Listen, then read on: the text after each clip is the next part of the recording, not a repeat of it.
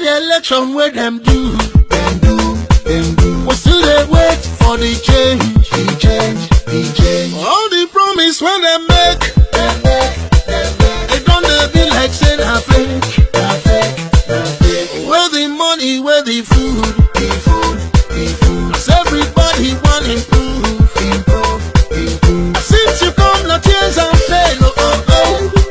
We don't tire to complain. I see the bad way you've been do. You don't tear Nigeria into two. 97% and 5%. You know, been talk like president.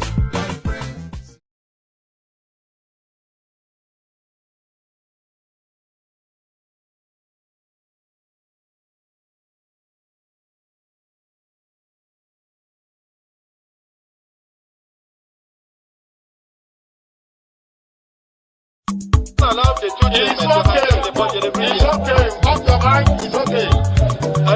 She off your mic. Chai! Now wow, people we supposed talk through to power don't off mic. And if we talk, now 500,000 they go summer us call them hate speech. But fear not, Maiyegun don't come. Ingo torchlight every corner, nooks and cranny of all these bad people where they spoil our country.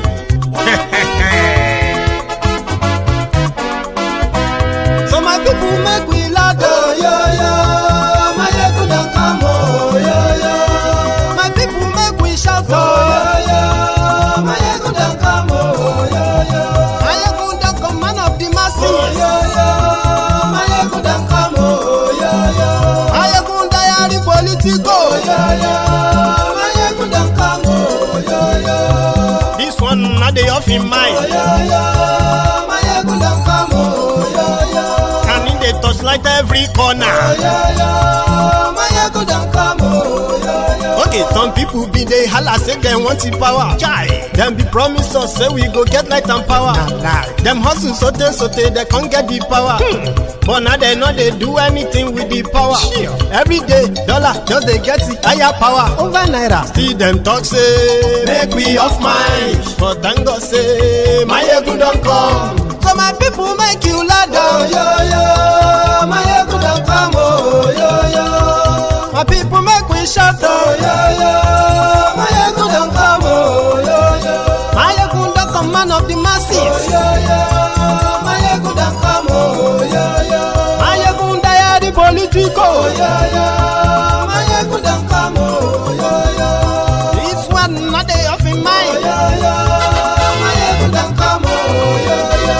Person where they do evil, no one make person talk. Them say that Maiyegun, that man too they talk. He too they talk. Say Maiyegun Diary, he they hot like pepper. But every day then they take money in bulk. Poor man picking, they the street they hawk.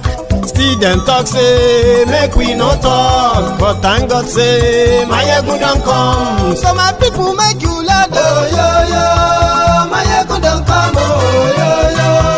My people make you shout, yo. Maiyegun don't come, yo. Maiyegun don't come, man of the masses, Maiyegun don't come, yo.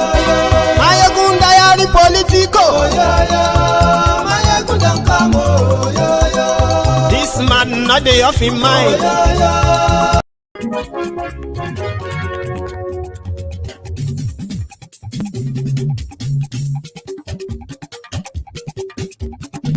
Maiyegun Kalẹ́ o, ọmọ dodo. ẹ káàsán o. Ẹ kú dédé àsìkò yìí o nílé lóko ní.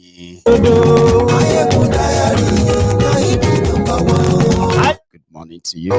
Ọ̀rẹ́ ara To you. lórí Facebook, lórí YouTube.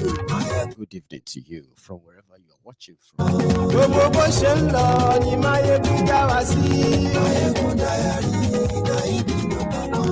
Àṣírí. You're so welcome. As you are joining the broadcast, remember, share it. Share with your friends, your not so friendly friends. Tell them that Maiyegun is live. Yes. ó sì tún ṣe eré wàá gbọ́ níbẹ̀ o. Maiyegun Diary, Maiyegun Diary Politico. Maiyegun Diary. Thank you so much to everybody reaching out to me, especially during my time of, a little bit under the weather. Ẹ farabalẹ̀ ṣẹ́ o, kẹ́gbọ́rọ̀ lẹ́nu o. Maiyegun Diary. It's been so great to call you my friends. And yes, it's good to see me again. It's even good for me to see me again. And I'm happy to be speaking to all of you again tonight. Àní ẹ̀sùn ra kì í. Maiyegun ti dé. Maiyegun ti dé. Ọ̀jẹ̀lú ẹ̀sùn ra kì í. Maiyegun ti dé. Àní ẹ̀sùn ra kì í. Maiyegun ti dé. Lórí Facebook. Maiyegun ti dé. Àní ẹ̀sùn ra kì í. Maiyegun ti dé. Lórí YouTube.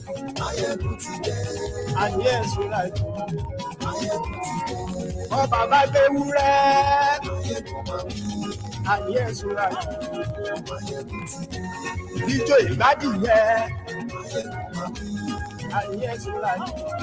Maiyegun ti dé. Especially my friends watching from the comforts of your homes.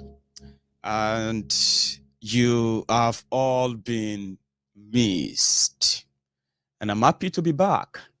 Yes, somebody, advised me earlier, and they said, Maiyegun, if you feel kind of not strong enough to spend 2 hours with us, please just stop the moment you feel kind of, I was like, oh, bless you.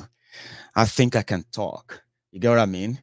And the most important thing is that whatever time we're going to spend together, or the time you are going to spend watching this video, is going to be worthwhile. That is why whatever amount of time I spend with you tonight is going to be worth it. And I'm glad that some of you are able to make it to the live broadcast for those who are watching live. Yes, if you read the writer of this broadcast, where I, wrote, dagger down, don't die in their war.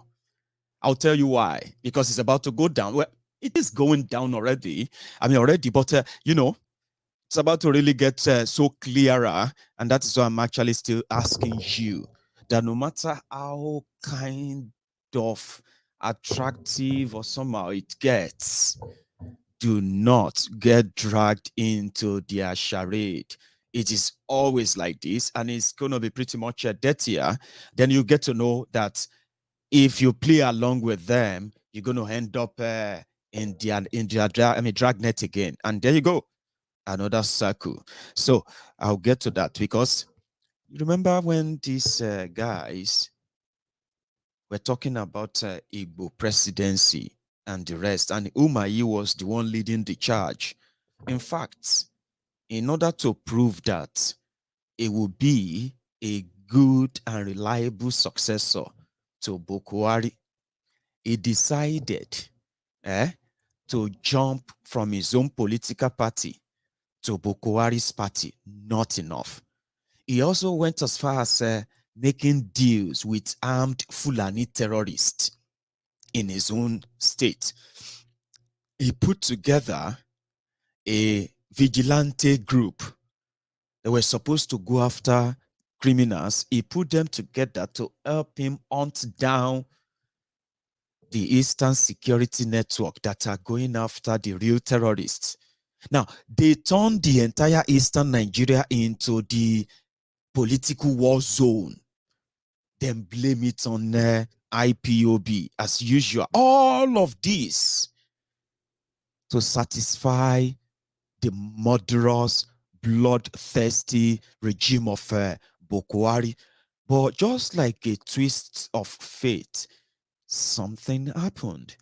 A court case initiated by PDP decided to kick him out of the office. And when he first heard it, he brushed it aside. He was like, oh, damn it, forget that. It's never going to happen. In fact, we're going to punish the judge who dare try to say, because I left PDP, I have to leave the seat, the governorship seat, blah, blah, blah, blah. Now, he went to court, and just yesterday, the court threw out his own application. You know what his own application was, right? He was asking the court to stop the judgment of another court that said, since you have left PDP, you have to what? You have to leave that governorship post because you were elected as a PDP governor on their platform. They own that mandate, not you. That was the first shocker. And some said it's because of the use and dump that Nigeria is, that only those who have a foresight are going to see beyond the comfort, the luxury, the wealth, that the momentary wealth, the momentary comfort that associating with Nigeria gives to you at the expense of your own people. Now, let us break this down so that you understand what I'm trying to say here, okay? Majority of those, what am I even saying? All of those who are championing one Nigeria, from the young to old, today, when you begin to probe them, they are the people benefiting from the rot called Nigeria. Do you understand? They have uncles who have friends. They have friends who have uncles. They have mommy. They have parents. They have all of them in all these strata that joined, or let me say that force or continue to forcefully keep the disjointed Nigeria together. So what does that mean? Whether people are living in poverty, people are dying or not, as long as Nigeria, they continue to benefit from that Nigeria, you can die. You can, whatever happens. Whoever those who are left, they will, they will take care of them. And that is exactly what it is like for Devulu Mayi. Devulu Mayi, it was reported to be very successful when it comes to infrastructural development in Ebonyi State. Something that endeared him to so many other kind of development oriented people, and say, oh, Ebonyi State under Umayi is this and that. But he sacrificed all of that, their safety, their progress, whatever, for whatever he was being promised. You could be the next president of Nigeria. That's what they told him. And he believed so much in it that he put all his egg in one basket and he burned the bridge. He was going after his own brothers and sisters. He was looking for scapegoats to show to Buhari that he can deal with the IPOB, he can deal with the ESN, he can deal with this, he can deal with that. Whoever is not agreeing with Umayi's political comfort and Buhari's political interest, they are considered enemies. And they put together army in Ebonyi. Rather than bring peace to the people of Ebonyi, ask them. They have a Bubeagu, they have Nigeria military, they have the Nigeria police, they have Umayi, they have APC. But yet, the moment they joined them, it became war zone. Same thing in Imo State. You know that? That's a story for another segment. But however, somehow, people now believe that maybe they don't use and they won't dump arm. But I said it is a waiting game. No be this. No be the game with the see so.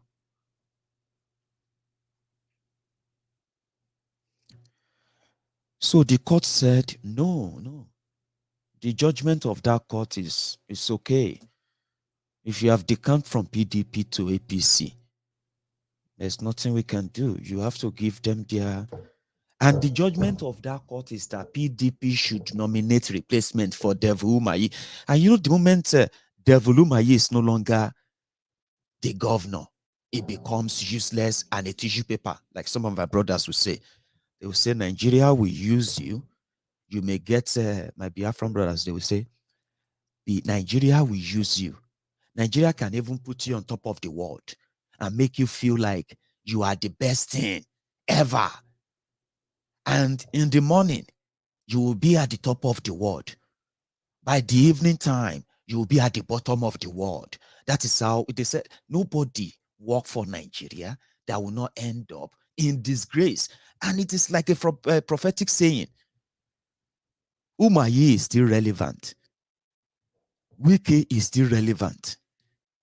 The Supreme Court governor of Imo is still relevant because they are holding those positions. The moment they are no longer there, they are no longer useful. And the way their political whatever is now being tilted, guess what I'm saying? Which some of you are already saying.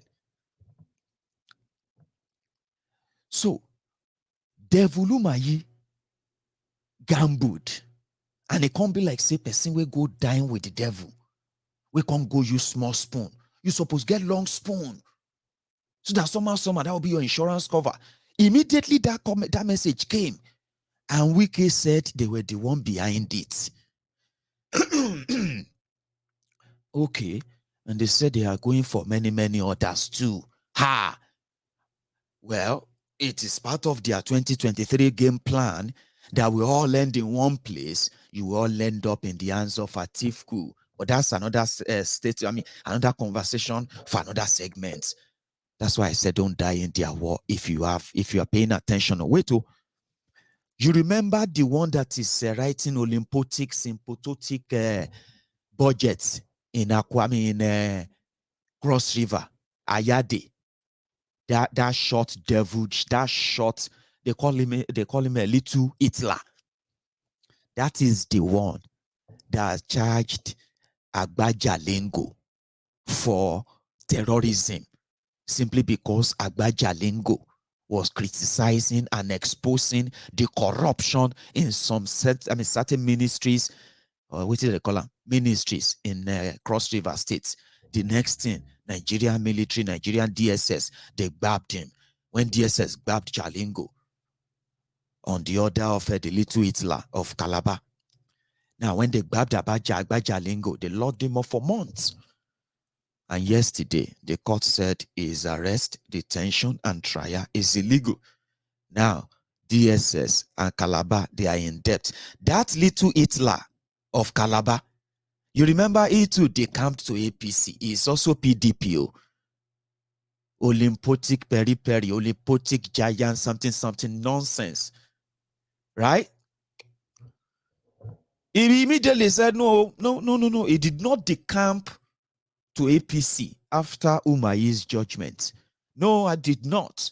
What I did was that I partnered APC. I did not join APC. Weary.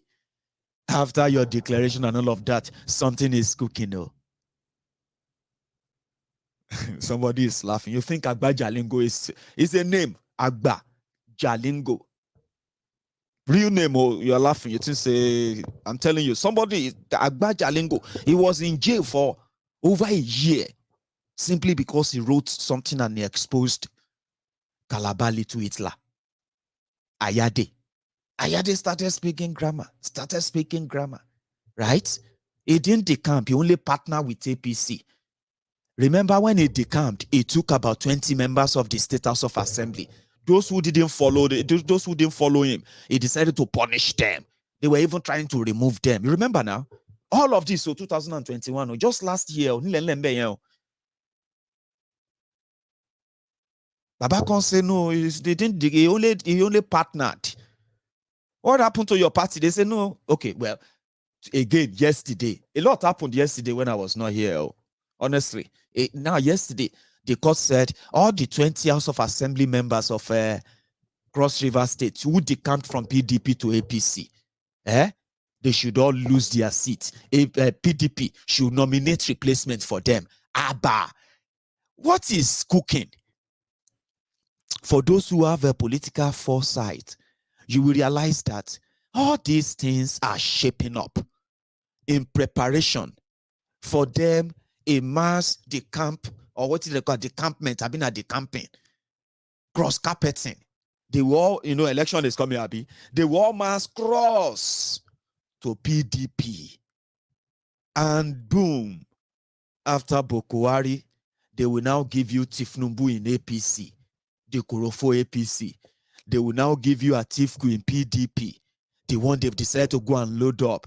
Now then, the trick they have told us about the North, that in northern Nigeria, they don't really care about the political party. What they really care about is the power, which will then come back to tell all of us that you are all just pawn on their chess table. As long as they set the rules and you play by the rules, you are going to end up in the same place. And everything will happen like, how? Ogao, what? Then you, that, gone. That's it. No story. You say, how did we arrive at this place? Olodo, you don't know when all of you are celebrating that, yes, finally APC is going to stop. APC is this and that. Last, you hand. So they said they don't really care. And I said, I don't care too. That's why we're not going to play by their rules. We are not interested in all those mushed up, set up, rigged system that plays like, it's pretty much like a Netflix. If you sit down, you can put all the pieces together. And if you are smarter enough, you can sprinkle some little words of God here and there, little here, little there, and you become a prophet. And people will be saying, wow, how did you know that? Oh, Maiyegun predicted it. Prophet Maiyegun. You know what I'm talking about. You just need to garnish it with little word of God here, little word of God there, here and there, and put them together, some philosophical saying in quote, word in quote. Just garnish everything with the little information you have here and there. Nigeria story. Boom. New episode. How did you know that? It's not hard. Can't you see? They don't make sense until they happen to you, and you just sit down there and be like, eh? So me, I know. And that is why some of us don't want to wait to be played around that way when you know where the end result will be. That's why I said, don't die in their war. It is daggered down now. As it be so, in 4 days, all of you will begin to have an idea if Tifnubu will make it to the quarterfinal. As it be now, they are doing what they call consultation. In APC, I'll come to PDP now. In their APC, or should I call it my assessment of all of them to make it fair so that you can take record of what I'm about to tell you, okay? Because this is fact. Well, my fact. And you can prove me wrong if I'm just making it up too, So in their APC, they are going to do their convention in about 4 days. What is today? Tuesday. So 4 days should be about when? Friday or Saturday. I don't know, but you'll get to know better, right? Now, in that time, you remember that when they started APC, they have what they call 4 legacy parties. Now, the 4 legacy parties were CPC, the the Daura, Megad and his team, Malamu and Co. And partially, the Kaduna Little Finger, Hell Rufaya, CPC. Another group is that of ACN, Tifnumbu, and his own group of local champion, the Ajeles from Southwest. I'm talking about the pickpockets, the all-risers, the Baba Sokpes, the area fathers of Yoruba politics. They went into that alliance. Another group that came in were the former group of Bokwari, the ones that Bokwari thought he could use to get to power. When he realized that they were done with him first time, second time, ANPP. This guy no get anything. If he win election for us, we won't try another person. Bokwari decided to go and start his own CPC. Remember, they came into the merger. Another people will come to the merger. They were Abga, Apap, Ga. Maiyegun, are you sure? Which one concern Abga with my brother? They pay attention. It's okay if you don't know, but they came together. Then it was during the dying period. That was when Saraki, Atifku, Kwakwonso, what be that guy name? That guy that is a loudmouth, asking that Buhari didn't pay him well. And Buhari has, what be this guy name? If I remember his name, I'll tell you. Balarabe, or no, not Balarabe, something like that. They now Baraje, including Kawu Baraje. So they all now decided to come to, it was that minute too, when they realized that, man, we have gotten to a stage whereby we have already weakened PDP. Now let's move. That was when those ones joined them, or making 5 that formed APC. So immediately the Bokwari now emerged. Okay, maybe I should tell you for the sake of my listeners, right? The arrangements, according to the people we know. Sorry, one sec.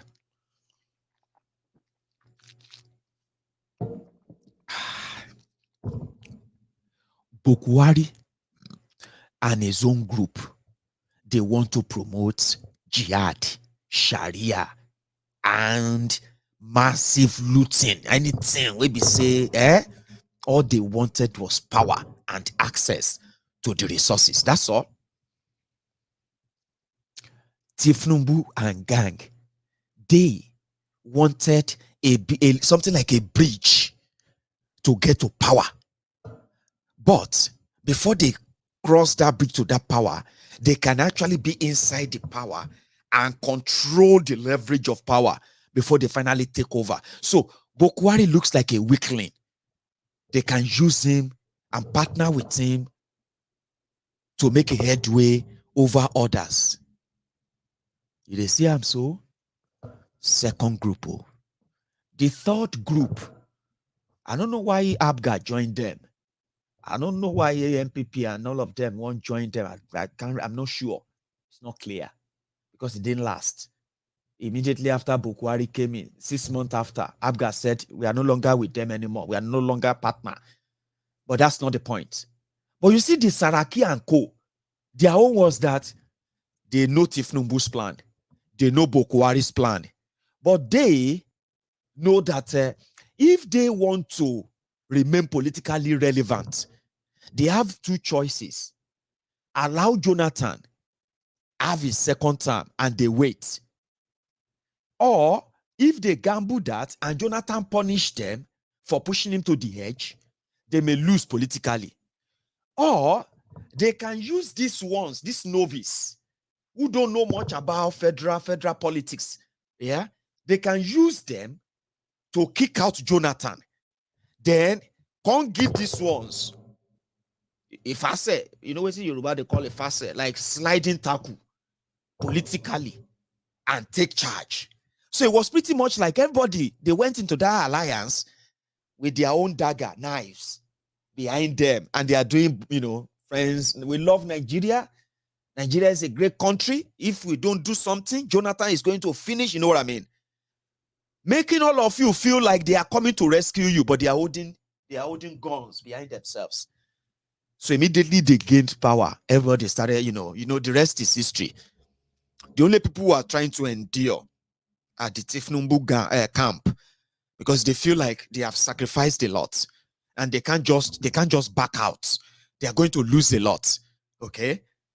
However, the alliance now, their convention in 4 days is going to bring back that rivalry, because Bokwari's CPC, they have tasted power. They have tasted blood. They have managed to maintain the Fulani hegemony over the rest of the country. They have managed to get away with, they believe that they have managed to get away with murder, genocide. They have done horrible things. Now they've known what power is. They know what being in charge or holding power means. And they're not going to just let go to some group of people because of some arrangements. Do you understand that now? But they have that convention in 4 days. Shebi Tifnumbu have been consulting. Oshunbade has been pretending. Majority of them have been denying. But Malamu has been working in 4 days. You go know. If Tifnubu makes it to the quarterfinal, what is quarterfinal? Now, the people who can't do their convention, if Malamu and gang, I'm supposed to be bringing you their names, but they are not really relevant, okay? They are not that relevant, but they are just to let you know as events will be and what they are likely going to turn out to be. And at the end of the day, why you should never waste your time in joining those who believe that maybe voting PVC, this and that can make a difference. Maybe it's not. It is to help you understand that better and then tell you that, you are not going to be docile when all of this will be happening. You are going to be busy too. As you know, others must know. As you are going to save yourself from the stress and their manipulation in these coming days, weeks, and months. Yeah. As you're going to save your mental health from all these hopeless expectations. Yeah. You're going to tell others too. That is why you need to know. So you don't need to know their names, but the results and what the news will begin to say in the next couple of days, they're going to tell you if Tifnumbu and his own camp, if they have managed to get some of their own footholds, their footprints in the APC, Egbekegbe, EXCO. Not be all of us understand politics deeper that way. But for those who understand politics better, they understand what I'm trying to say. Because those are the people who are going to set the rules for the proper Congress, where people are then going to choose who are going to be the party candidate for everything, including Tifnumbu and everybody else. Now, that is where, for those who understand politics very well, that is where the struggle is. And that is where you will know if Tifnumbu or Oshunbade fake Pastor Ruga, and you see, Amechi, they said Amechi is also being put forward. Some of you don't know that yet, Abi. Well, Amechi is being put forward, and that is why when the section 84, I've been at section 84, whatever, in their amended Electoral Act, said that anybody who is currently serving as an appointee, whether you are a PA, SA, commissioner, minister, serving, you need to resign if you want to contest for any position. But you know what? I told you, Malamu, CPC, and gang, who currently controls APC and Nigeria, the likes of Tifnumbu and gang, they are just praise singers, like those who are also following them. You see, as many of you are doing all right, sirs, Baba Sokwe, Jagaba, Jaga this, Jaga that, in front of all these your Jaga oppressors. Now, so themselves, they do all right, sir, Jaga this to Malamu and gang in CPC. So there's not much difference, okay? It's not much a difference, but you will get to know that that is why Malamu, he wants to contest for governor of Kebbi, and he wants to still remain in that Minister of Justice of Nigeria, so that nobody can try to outsmart him or do anything stupid, because he is the de facto president of Nigeria as we speak. So your National Assembly passed the amendment, electoral amendment. They said you have to resign and you let somebody else handle the job, and you can go and face your election. But no. These guys control the power. They will say what will happen. Now, it went to court. Malamu went to court. The National Assembly didn't follow him. It went to court and he got a judgment that they should delete it. They should delete it from the thing. Nobody should resign to contest. So they said they are pushing Amechi forward. They are pushing some clowns forward. But last, in 4 days, all of them are going to get the idea where your Tifnumbu they go. Same thing with PDP. People destroy people. Papa deceive Pekin. Or Papa destroy Pekin. As some of you also, like I said, you love your oppressors differently. And it is not new. Listen, it's not new. It's always been like that. But some of us are trying to cut the circle, break the circle, so that we don't continue to go on and on and on. That by the time we go on and on and on, we grow old, grow our gray hair and all of that. And our children will take up the baton again. They will go on and on. No. We have to cut this circle, because you can't continue to love your oppressors. I don't care how you love them differently. You can continue to compare them. This is the word they have given to you. And as long as you live in that world, right, you will never, ever find it, easy to test something different. And that is where you need to come into this. It is all programmed. In the last 2 years, I have been reading people's reactions to, never again. We will never vote for any Fulani again. This Buhari has shown you. That's how terrible Buhari and his criminal CPC gang and their criminal ACN, Tifnumbu, enablers and the rest of them. That's how terrible they did. But election is here. You're going to forget all of that. They're going to try to make you forget them. And that's sad. Listen, a lot of terrible things happened. A lot still happening. They're going to make you forget them. They're going to play them down. You're going to excuse them on some of those things. And you should never let that happen, because it is sad. It's a terrible thing they do. And you're going to be enabling them too. See? They've managed to make you understand your place in Nigeria. Don't let anybody tell you you are confused. Buhari did a job. Bokwari, APC, Egbekegbe, and the rest of all of them, they did a great job. Among all the horrible things they have done, they made us realize that one Nigeria is a mirage. One Nigeria is a myth. One Nigeria is a charade. One Nigeria is not real. And as we speak, they have made it even obvious that Nigeria is turn by turn Nigeria Limited. That can't be a progressive place for progressive people who cherish liberty, freedom, and prosperity.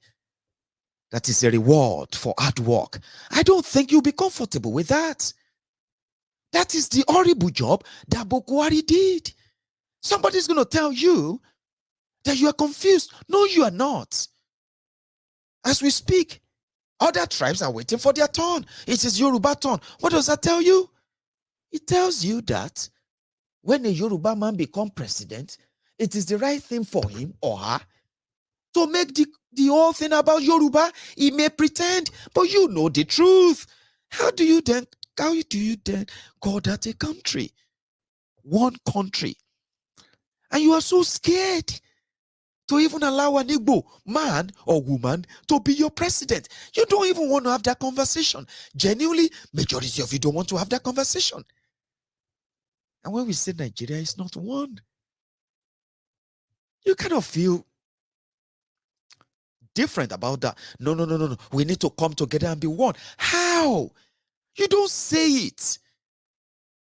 You've got to prove it. And if you don't have that kind of the simplicity to say it simply and prove it simply, if you have to excuse it, then you are living in denial. How can you deny that? That is so obvious. Now, conversation tells you a lot about what is wrong. Buhari exposed that. People will tell you, is this like Fulanis are controlling everywhere? Fulanis are controlling custom. Fulanis are... Very soon, it's going to be, the Yorubas are controlling everything. Yorubas are controlling here and there. What does that tell you? It tells you that it is turn by turn Nigeria Limited. But you know the end result. None of this actually turns to the better lives of any of the tribes of these people. Nobody comes from Fulani tribe right now will tell you that they are enjoying Nigeria better than those of you who are not Fulanis. You know that.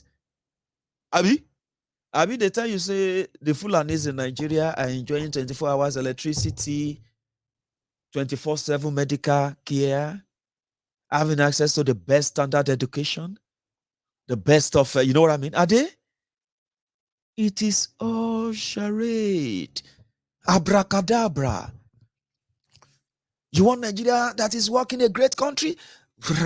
Abracadabra. It's going to happen. Just imagine a Nigeria where all of us are united as one love. Abracadabra. You don't say them. You do them. And that is what is lacking. That is the truth. That is so difficult for so many people to process. Break it down. Break it down. Let me explain that. Break it down in pieces. It is turn by turn Nigeria Limited. Do you understand? So if it is going to be a turn by turn Nigeria Limited, how about you just let everybody handle their own business their way? That was what it's meant to be.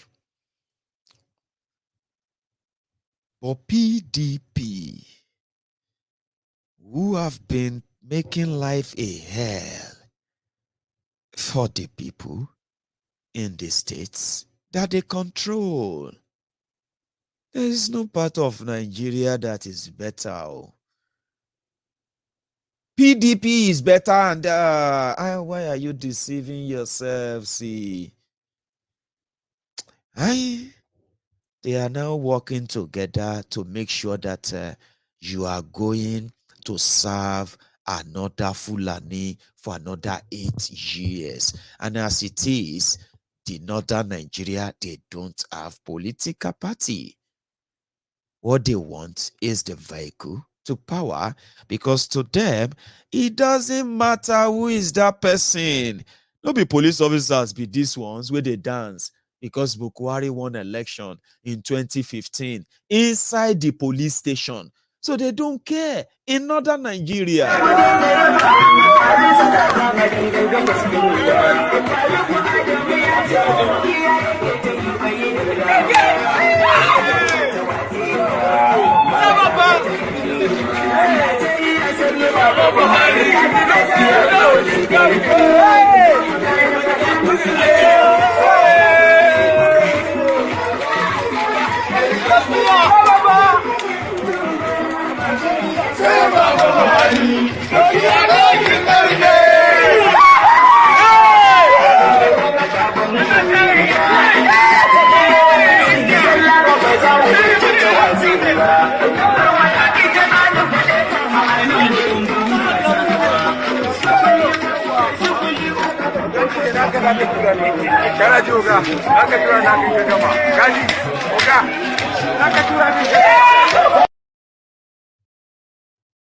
See?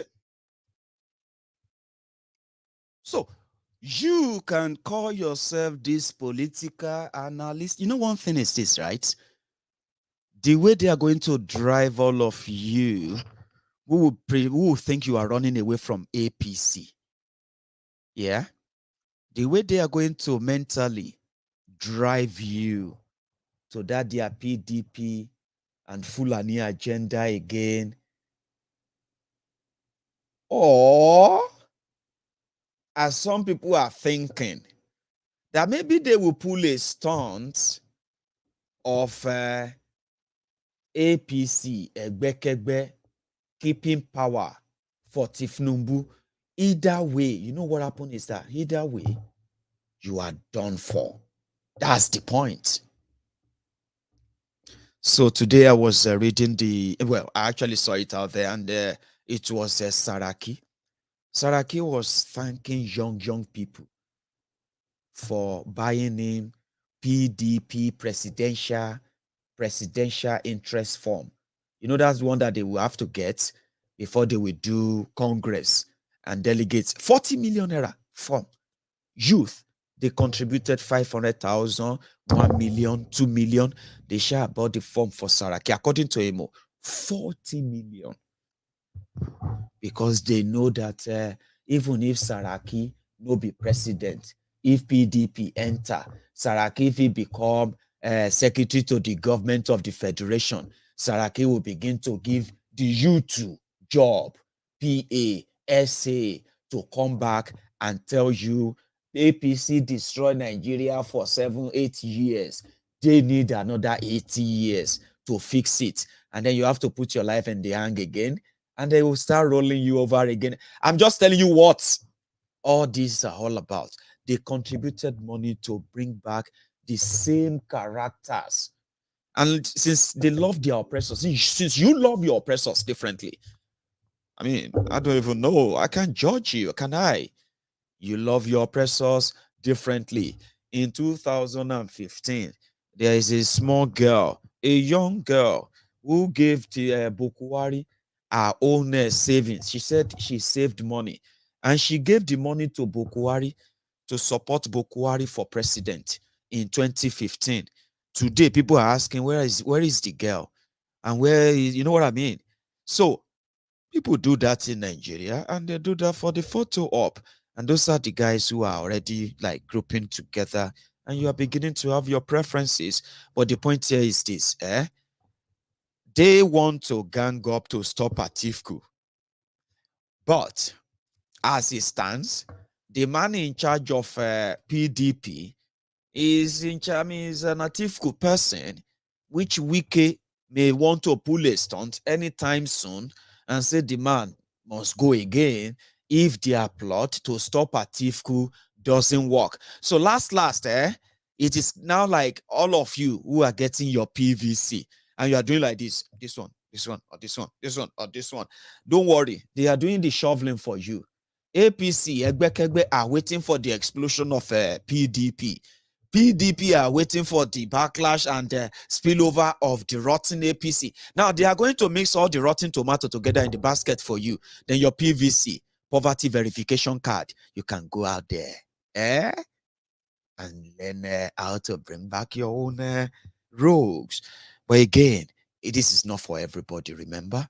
I am talking to those who believe that there's a way out. But maybe there is. Omoyele Sowore is no longer locked up in Abuja. I hope you have heard the news as well. The arrest of Omoyele Sowore, the detention and the torture of Omoyele Sowore, the trial of Omoyele Sowore, and every revolution now activist tried, tortured, even those killed by this rogue government, Omoyele Sowore and his own legal team, they won against them. You know that they locked Sowore up in Abuja since 2019. Remember that? And this is 2022. That's like about 3 years. They have given Sowore city arrest. Now, all the city arrest, all the charges, all the you cannot go here, you cannot go there, all of that is lifted now. Maybe Sowore, Sowore is also saying he's running for president. He hasn't told us on MaiyegunsDiary Politico, remember? Maybe if he has a chance of coming back here, he will say it to us. But it's already declared. All of you have been saying it. There's no my. So maybe this is when Sowore will be able to tour the world for his presidential interruption. They call it disruption, political disruption, political revolution. Anyway, just to let you know that the chain of tyranny, the chain of dictatorship, the system that is so rigid and murderous, controlled by murderous criminals in charge of power. No matter how rigid or how tough they look, no matter how bloody it gets, they always lose steam. They will eventually lose steam. I mean, there are those who are fighting it here and there, and they will eventually lose steam. I'm waiting for that other breaking news, which is going to be the release of Mazi Nnamdi Kanu. I know there's a lot happening today where people feel like we should be more united than being kind of separated or fighting and all of that. And I said, listen, there's so much that can happen in the absence of the shepherd. You know what I mean? When you have, they said, if you want to scatter the flock, just strike the shepherd. If you take away the shepherd, there's possibility that the sheep are going to go astray. They're going to scatter everywhere. But the moment the shepherd comes back, it will just take a singular clarion call, and all the sheep will come back. And just like somebody said in the the proverbial Bible illustration, right? Even when all the scattered sheep, when they are all back, even if it remains just one, the shepherd will go and find him or her. So when Oluye Sunday Igboho was held, there were so many allegations, accusations. Some of them they told me. Some of them I actually confirmed myself. But I figured out something, right? When you are talking about fighting a rigged system, and at the same time you're fighting for your rights, yeah? And at the same time you're also fighting for your life. It is the combination of a lot of things. And things can happen so fast, too fast, even for you, no matter how prepared or how planned you think you are, right? So what I then figured out is that there is no one size fits all solution. And that's why I don't condemn people. I don't like condemning people when they say, oh, we're going to try that. That's the next thing we have to do. We must make sure that we do this. I said, yeah, great, let's do it. I like it. As long as it's not violent, you know. Don't attack people. Don't transfer your aggression. You know what I mean now? Don't do that to prove anything. Well, yeah, you know, because there's no one solution to fit, or let me say to fix a situation where you are getting attacked from everywhere. You know what they told me, what I figured out is that Nigeria is so complex and so corrupt that those who control the power in Nigeria, they are so scared. They are so scared that the only strength they rely upon is access to what some of you called secrets. They pay a lot to know what you are thinking. What are you talking about? What are you guys planning? What's going on? These things means a lot to them. When you come out and you organize, probably do today where people communicate through different means and all of that. You get what I mean? Sorry, I'm not reading comments. So some of you may be even talking to me that I don't know. Well, let me concentrate. I'll read comments at some point and I will reply. So they want to know what you are doing. Then I figured out that there is no group. There is no group in Nigeria, outside Nigeria, that the government of Nigeria and their agents in Nigeria and outside Nigeria that they know of, that they don't have either people already that will infiltrate them, or that they've not attempted to infiltrate, including ordinary Tailor Association of Nigeria. Imagine, you'll be wondering, what does government want to do with Association of Tailors?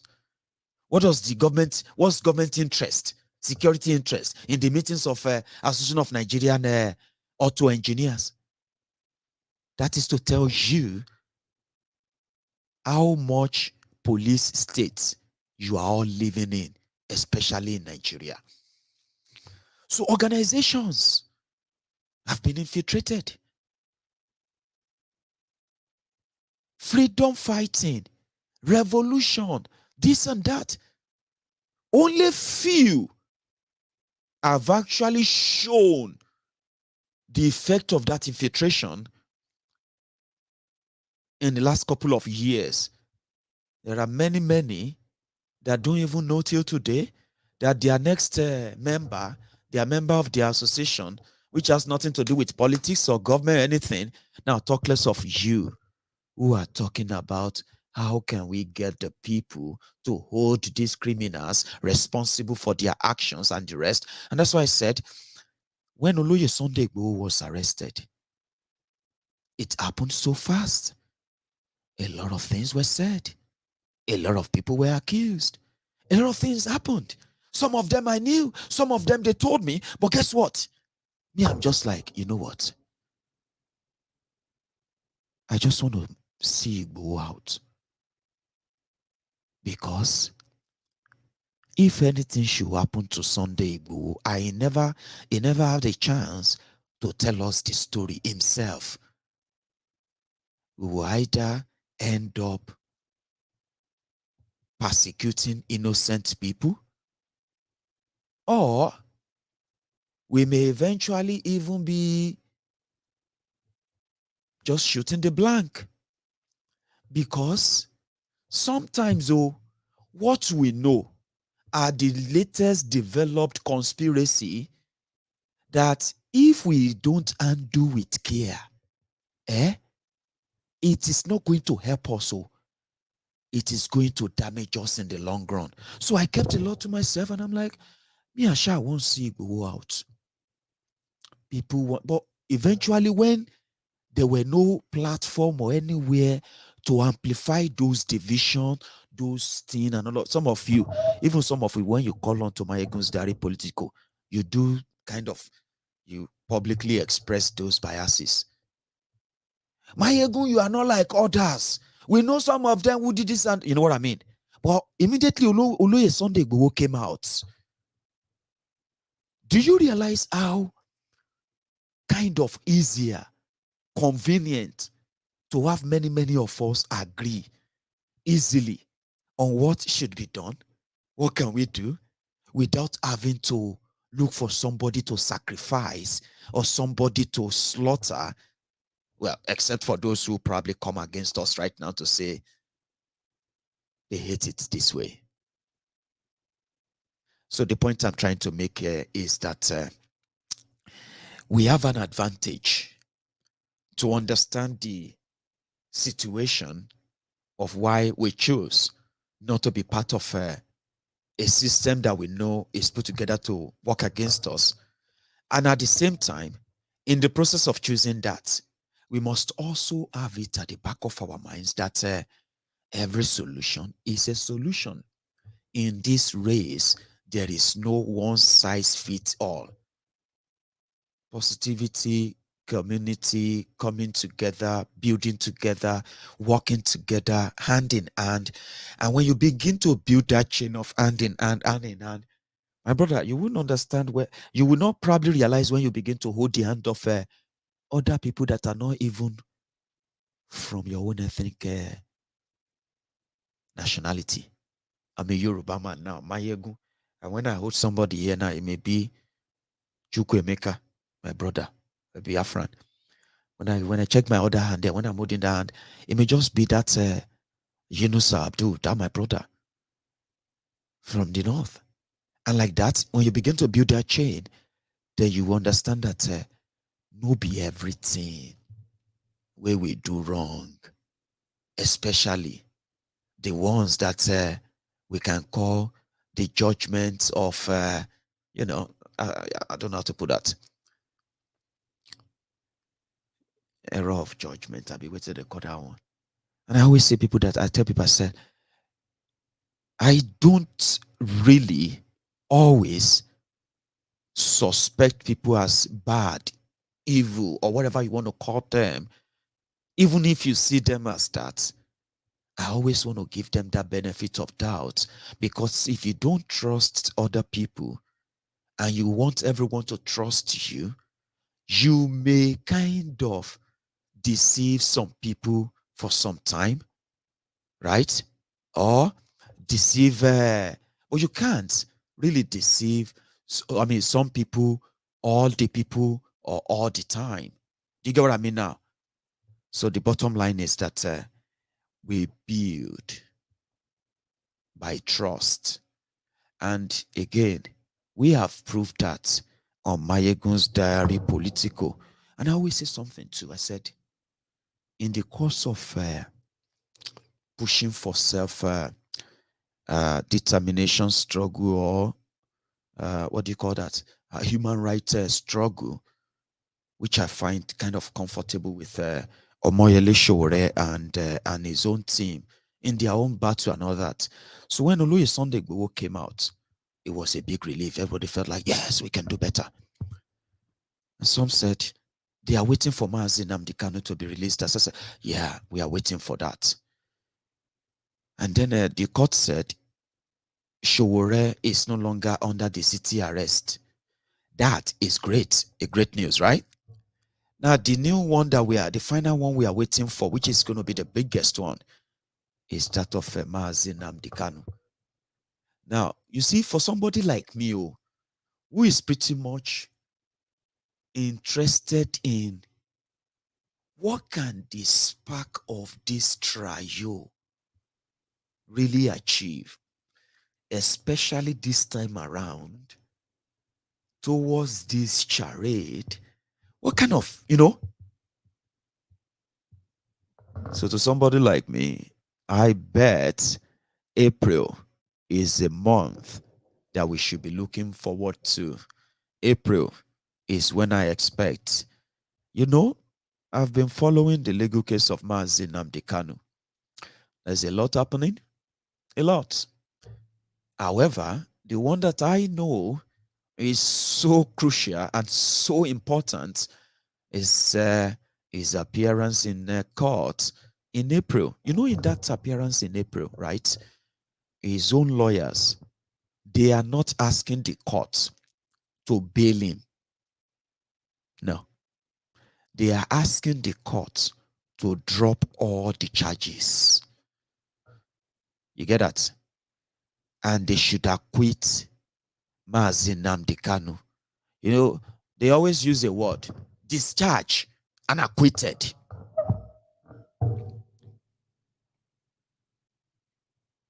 Do you understand what that means? This is not bail. Because Nnamdi Kanu committed no crime. Just about 4 weeks ago, from the Ministry of Justice in Kenya, they denied that Mazi Nnamdi Kanu was extradited by them to Nigeria, which in the court book means Nigeria kidnapped him from Kenya without the Kenya authorities' consent. So which means Malamu and those who carried that out, they have something to answer to. Do you get that? That was just about 4 weeks ago. Then just today. Well, yesterday, Monday, another court paper came out and it said, in their court paper in Kenya, according to Kenya, Nnamdi Kanu is still in Kenya. Yes. According to court paper in Kenya right now, according to the government of Kenya, Nnamdi Kanu is still in Kenya. Why? Nnamdi Kanu traveled to Kenya legally with his British passport stamped that he came into Kenya. There was a time, about 2-3 days after he got to Kenya, he visited the hospital when he complained of a particular, I think he was complaining about a headache or something like that. So he visited the hospital. They did a check on him and all that. There's a record there. And he left the hospital. And there's also a record that, he came to the airport to meet somebody he was expecting. And when he got to that airport car park, that was when the Kenya police, secret police, that was when they grabbed him. And when they grabbed him, they said they grabbed him based on an intel from Nigeria. That Nnamdi Kanu, if they see him in Kenya, is in Kenya to see Al-Shabaab. Al-Shabaab, a terrorist organization in Kenya. So they have been battling with Al-Shabaab or Al-Shabaab. So when they saw that an intel says Nnamdi Kanu is wanted, so they grabbed him. After about a week, when they tortured him, they beat him, they chained him to the ground, to the floor. He said that to his lawyer. Now, when they found out that he had nothing to do with terrorists, he had no connection to any Al-Shabaab, it was all a ruse. But they already had a plane waiting, a plane sent by Malamu. And before you know it, they drugged him, they put a hood on over his head, they drugged him and they bumped him into a plane, a private jet, and they flew him to Abuja to be displayed like a trophy. That's the crime they committed. Now in Kenya right now, the government of Kenya say Nnamdi Kanu is still in Kenya because there's nowhere it was stamped that he left Kenya. There's no authority, there's no paper that said he could be extradited for any crime, nothing documented. So he was kidnapped. So like I said, when you fight with the terrorists, when you fight with the terrorists in government, there's a time they always have their steam. There's a time they always, like dragon.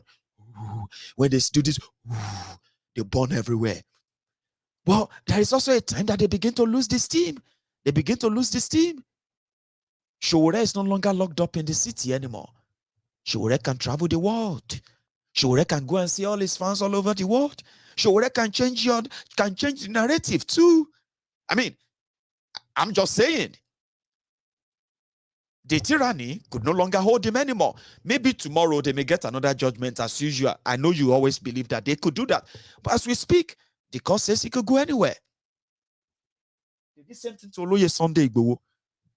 And the 12 people they arrested in his house. They killed 2 people there. What did we do? Igboho took them to court. They took Igboho to court.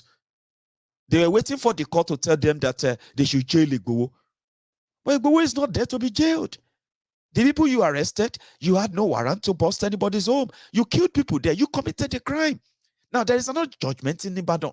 That judgment says the invasion of Igboho's house is illegal. It is even a crime because they killed 2 people there. Now, that's another case entirely, and the court already awarded 20 billion. Now, what am I saying about losing steam is that in April, the court may say, after the application for the discharge and acquittal of Mazi Nnamdi Kanu, then the court may say, okay, we adjourn. Instead of adjourning for a long time, the court may adjourn for the next 2-3 days. And the next judgment is going to be Nnamdi Kanu discharged and acquitted, no charges.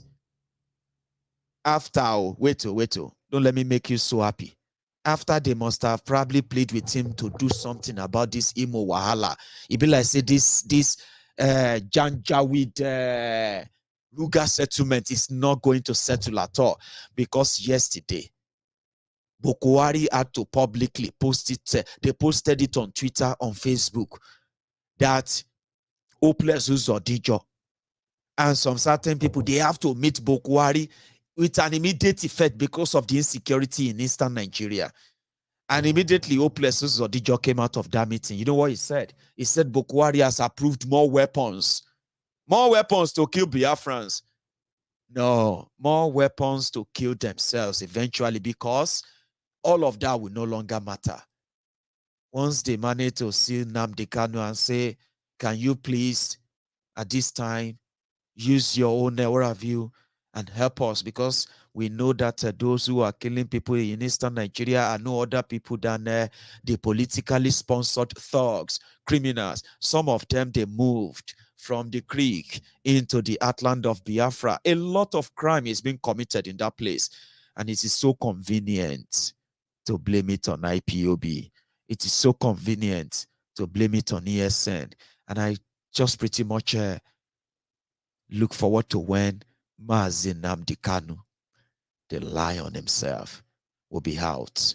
And those who are actually behind the killings, the attacks, the burning of station and the rest of that, those who are behind that, Nnamdi Kanu will come out and he will eventually possibly tell us who they are. Because remember, all this never happened until when Nnamdi Kanu said, we will defend Igbo land, we will protect Biafra land.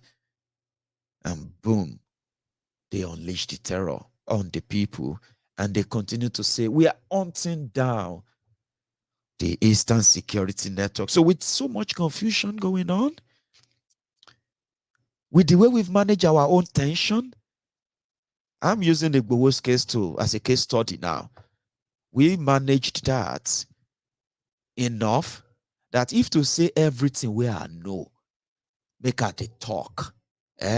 Some of them, including those who behind the scene, turned this issue of Igboho in detention, Yoruba nation, this and that, to put together a scheme.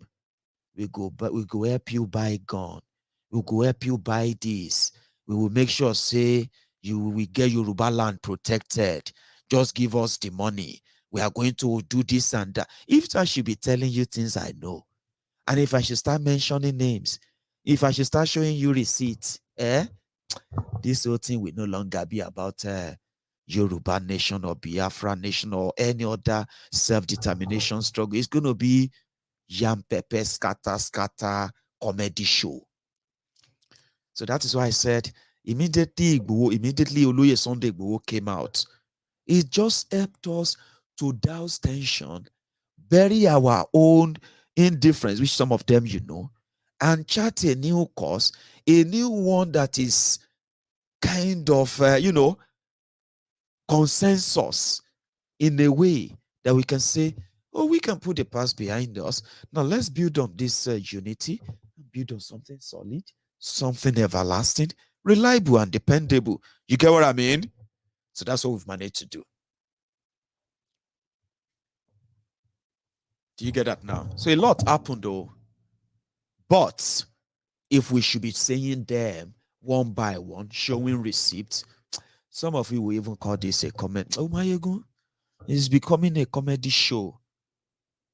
But there are people who actually, I don't know why I'm telling you, but I think I'll tell you, because since I won't mention names. People, we will protect Yoruba land, this and that. Money collected, nothing delivered. And our people cannot even come out and say, oh, we gave him. He told us that the same way we are protecting Biafra and all of that, the same way we are going to protect the North, the same way we are going to protect, you know what I mean? That kind of idea of we are the ones doing this and that. We can give you weapons. Yeah, we can do this and that. Our people don't fall, Mugu, behind scene. Money collected, nothing delivered. Out, people know if you come out to talk about them. And guess what? The funniest part is, when you now ask them questions, to what happened now? How is that even possible? So are these the people who you were giving money to secretly? That's why you are coming to social media to come and tell us that you will see film in Yoruba land in the next 2 weeks. You will see what we are going to do in Yoruba land in 2 weeks. So now that money where you now that money, Maiyegun. So how come? Why they not can't deliver? Maiyegun, honestly speaking. Yeah, the guy. And we know if he talk, So a lot goes on. And when you talk about them, you are never going to get anywhere. So we thank God that we've managed to manage our own, what have you, a little. And we have been encouraging people to join the mainstream. The idea behind, for example, the support, the intervention fund on MaiyegunsDiary Politico. Let me remind you the idea behind that. It is just to say, this is not a competition. Okay? This is not a competition.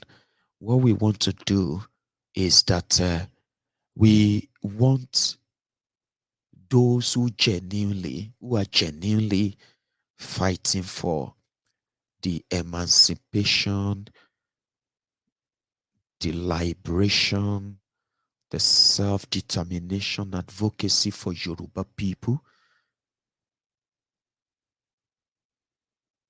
And everybody who has proved that can get enough support, not just enough support, dependable, reliable support to make that your advocacy, because it's a work. When you volunteer to mobilize the people, say, we need this, we need that.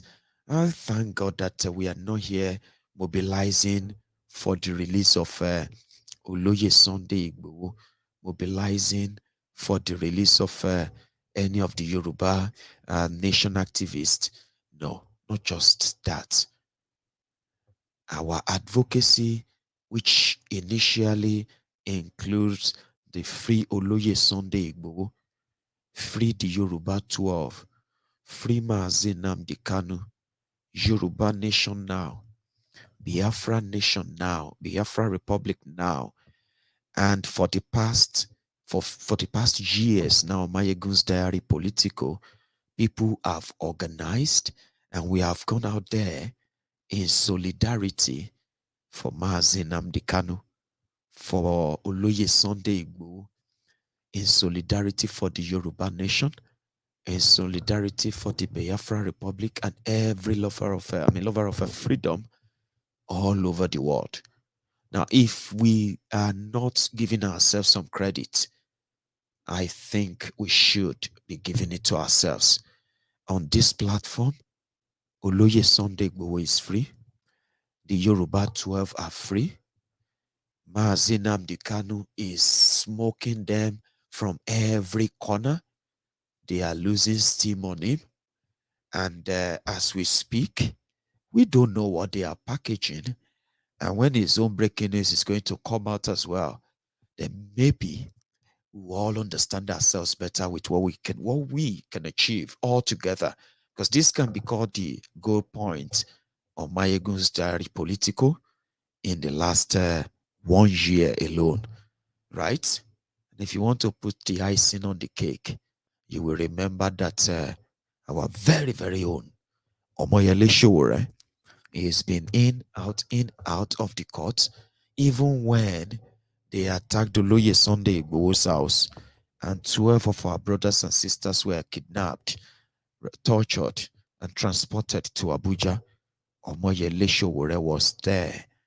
When Mazi Nnamdi Kanu was kidnapped in Kenya and he was brought back to Nigeria, one of the first people to give us the image was no other person than Omoyele Sowore. He was there. He actually infuriated so many of those northern Alimajiris that they were paid to even kill him if they see him near court. They figured out that why are the Biafrans singing around Omoyele Sowore? Why are they giving him that kind of support? This is unacceptable. Sowore should not be given that. All this happened not on social media, right there in Abuja, the center where they were holding Sowore. So he's our brother, our very, very own. Yeah. So his own came out too, that he's no longer under the bondage of the tyranny. This team is dying. Don't be surprised if the breaking news says Mazi Nnamdi Kanu is released this time around unconditionally. So that's what would then take me back to our own Yoruba Nation now. So we did something great to myself, yourselves, my friends, our friends all over the world. We raised enough money that was meant to be for legal battle. I am beginning to kind of feel tired, but I think I can still spend some time explaining this to you. So we raised out there, we have raised about £31,000. And from that, we are expected to get 28,400 or thereabout back, as they will take about 10% of our fund raised on Give, Send, Go. However, I have taken the receipt of over £26,000. Sorry, I'm going to be using that pounds until I get to the point where I can use Naira, because I'm going to be using round figures. except if I'm going to just overrack my brain. Okay. But round figures will work for us better. It works for me too. Okay. So I have taken about 26,000 pounds from our money raised on Give Send Go, as well as our money raised on PayPal. In the last 1 week, we have not received any contribution or donation except the one sent to me on PayPal, and it was specifically stated that it is for Layla. And I think it was £20.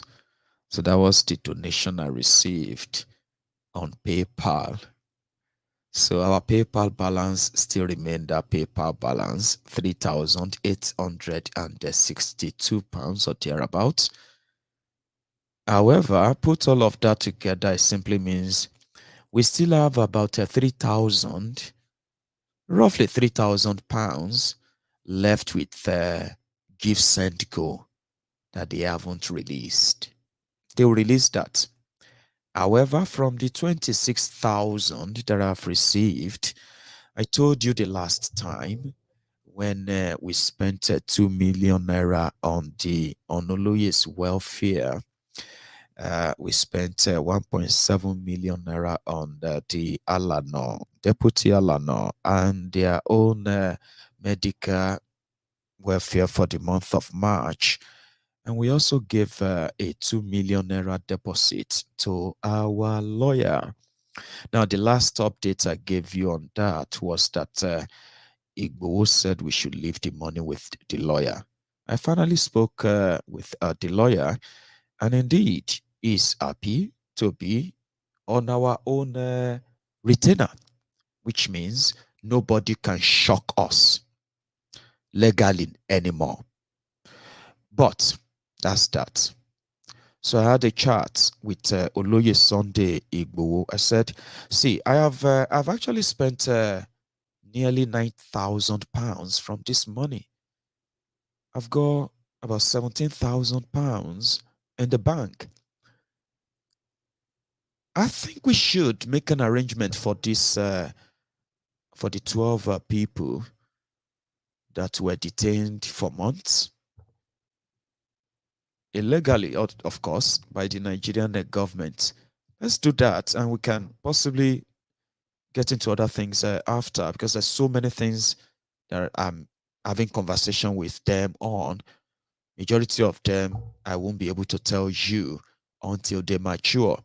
I've made some other payments, by the way, that I'm still going to keep to myself. Just, you know what I mean? Just for the sake of they haven't really matured. I want them to mature. I want the result out. And I'll tell you how did we do that? Oh, I did that by that. Anyway, that's just on the side. So Oloye agreed. He said, okay, we can make these two provisions, right? One, the 12.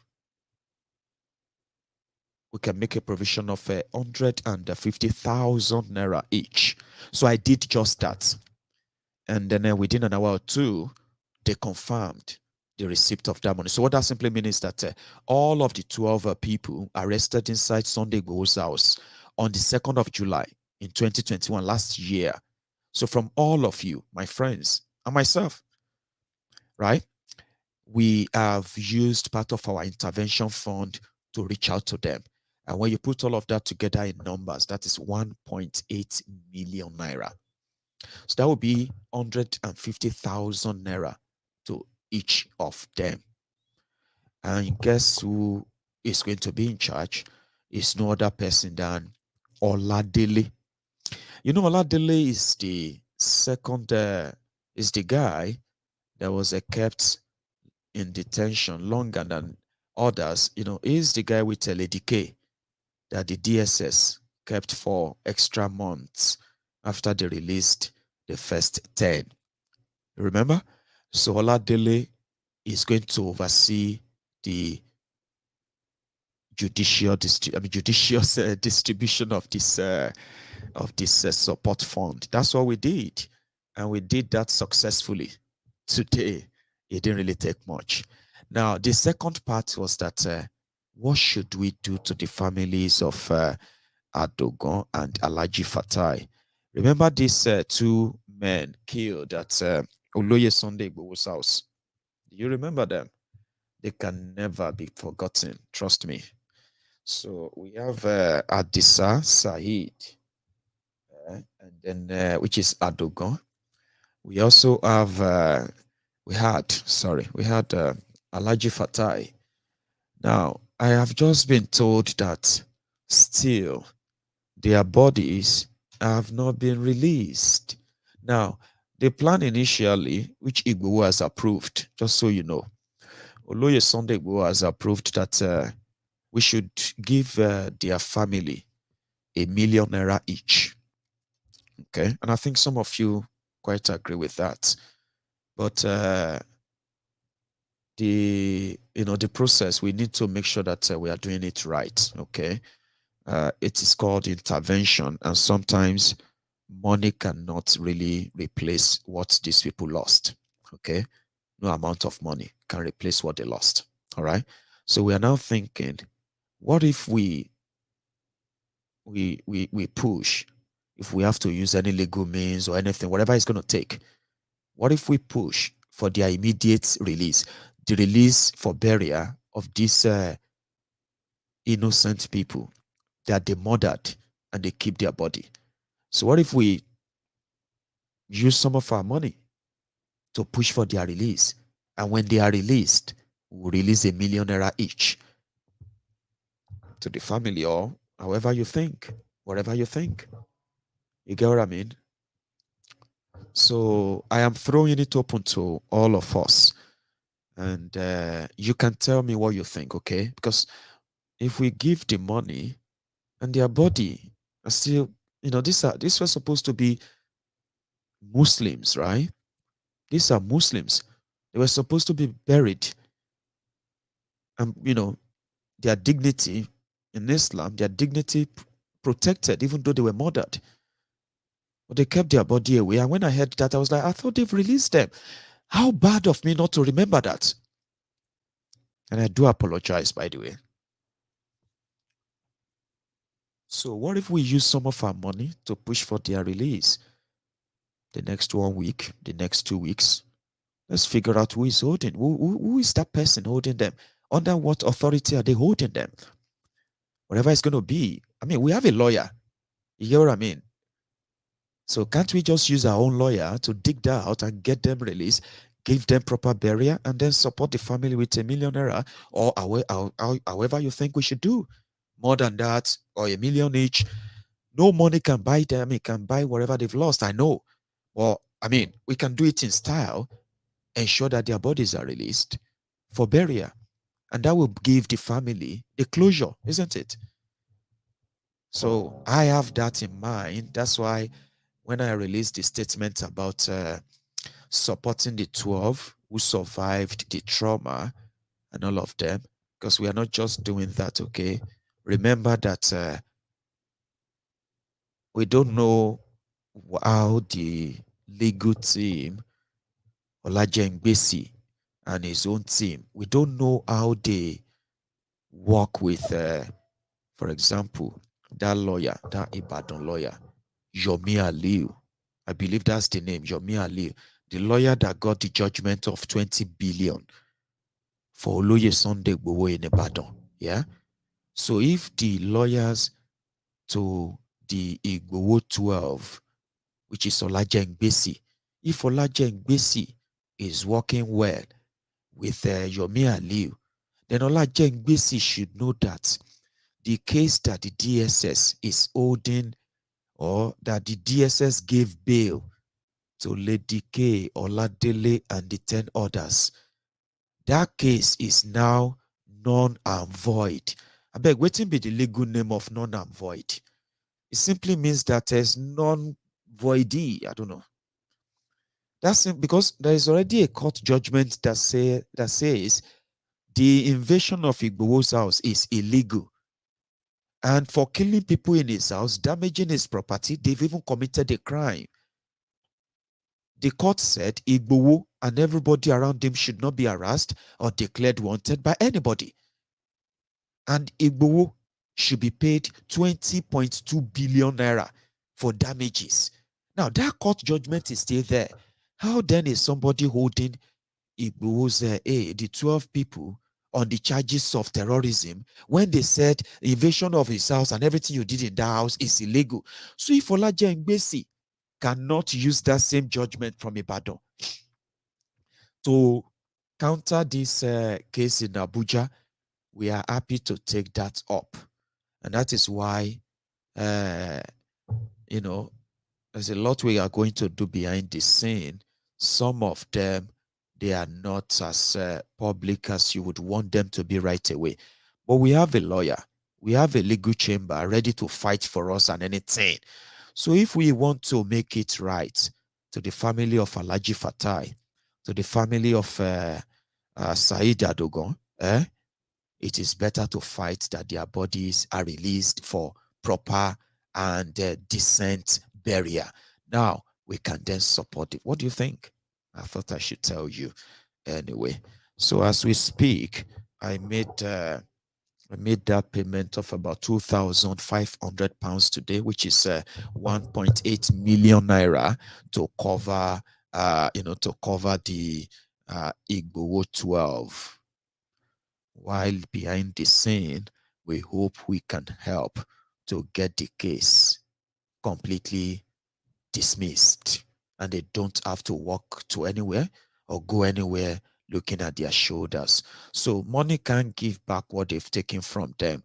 Our intervention can make a lot of difference. So that's why I said this is not a competition. People are already doing it. We appreciate what they have done, but we want these things more coordinated so that we can get real answers as soon as possible. Do you get what I mean now? So I want us to think about that as well. I wish I can take calls, or should I take calls? Okay. So presently, we can say we have spent nearly 11,000 from our money. Now, nearly 11,000 pounds. If you now add all all of that in naira, I think that put us at let me see, 6.7 point. That put us somewhere around there 7.8 to 8 million. Do you get that now? That means we have spent 8 million. Well, let me put it roughly there. 8 million naira from our fundraiser. That's a lot of money. That's a lot of money. And we're going to add 2 million to it once we get the bodies of Adogon and Alhaji Fatai released for burial. So that means we're going to spend 2 million or even more. We have the money, but we are now running low. Very soon, our balance of 16,000 pounds or so will begin to run low. And one day I'm going to tell you our balance is now somewhere around 5,000 pounds. It's still a lot of money. It's going to be a lot of money.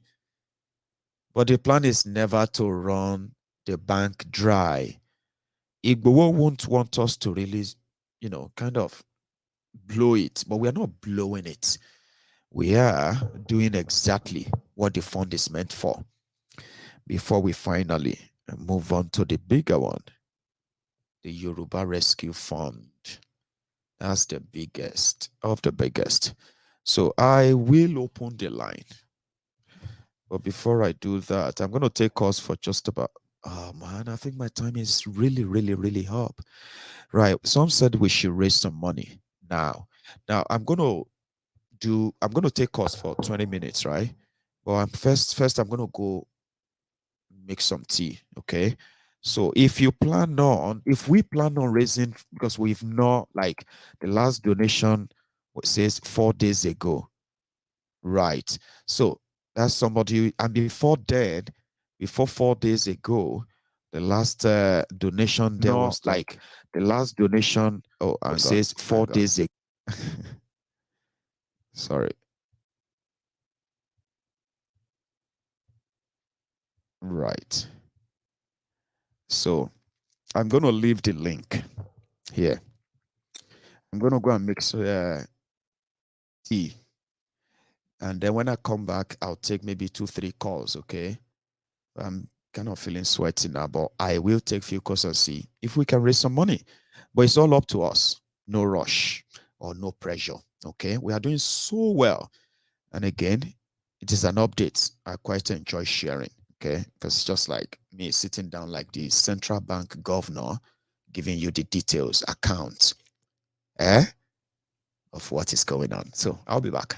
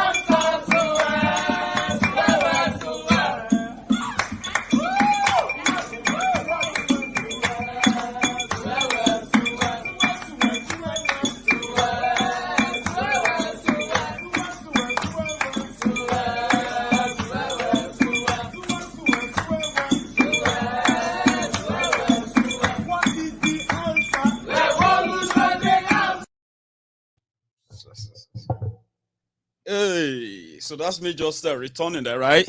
Now, I mean, I've got a caller. I think I've got many in the waiting. So yeah, hello there.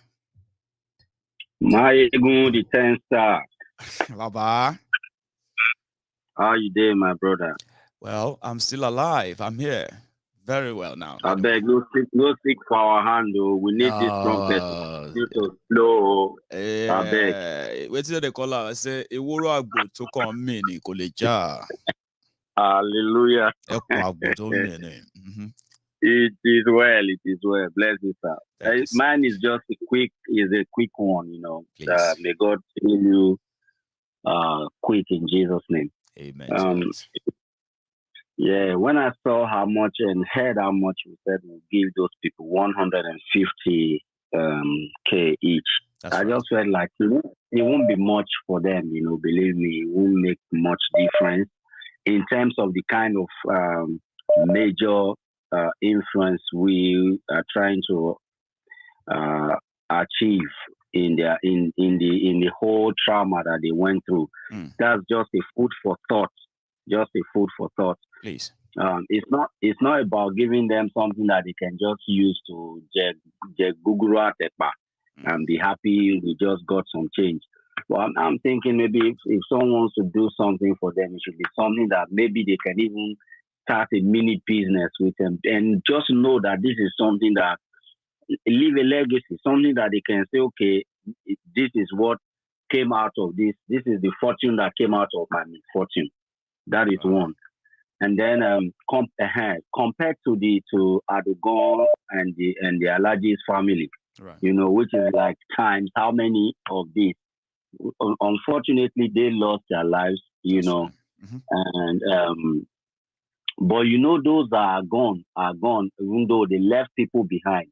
And the same trauma that these people that have been left behind, that are left behind, will be going through is the same trauma that this other 12 will be going through. You understand me? I'm with you. So I just say we should maybe consider, not even minus me, say you and all the people sit down with you to deliberate on this matter. Maybe you guys can balance it a bit so that these other guys too can be able to do something tangible, you know, out of this. It's just a suggestion. Like open business for them. Just a suggestion. No, it's a suggestion. I That like your idea, but you know, all these have been considered. You get what I mean now? Yeah. So we won't be doing that. What will happen is the reason why we won't be doing that is this, right? There is another 5 million naira bill, legal bill, that I'm not telling you all about yet. Do you get that now? So there's so much behind this scene. That's why we call it intervention. It is not something that anybody can sit down and say, oh, I'm looking for. No, that's not what we are doing. Well, I like your suggestion because you are not going to be the only person thinking it. I'm not even saying we should open a business. I'm just that's why it would end up like maybe something bigger, something reasonable, and all of that. No, thank you. but I understand you. Yeah. I understand you. So, thank you very much, Baba. So God bless my brother. It's always a beautiful thing having the opportunity to speak with you and speak on this show. God bless you, your family, and all the support. God bless you, Baba. Thank you. Yeah. So I like the idea. So many things were considered, so many things were thought. But eventually, when we finally found out there is more behind what they are even telling all of you. And if I should dance to the popular music, eventually this whole thing will end up as a charade, just like others. So, no. Hello. Hello, Maiyegun. Hello, sir. How are you? Good morning, Maiyegun. Good morning from India. Paul, how are you? I'm fine, Maiyegun. Good one. How are you doing? Yeah, I'm surviving. I'm still here. You look a little frail. Try and get some rest. That's please. What I look like when I'm so kind of tired. But trust me, I'll be fine. Yeah. I know. Thank you. My good general. Well, I think I like the suggestion. We should try to push for the bodies. Okay. The bodies have to be released. Let us give them that last honor.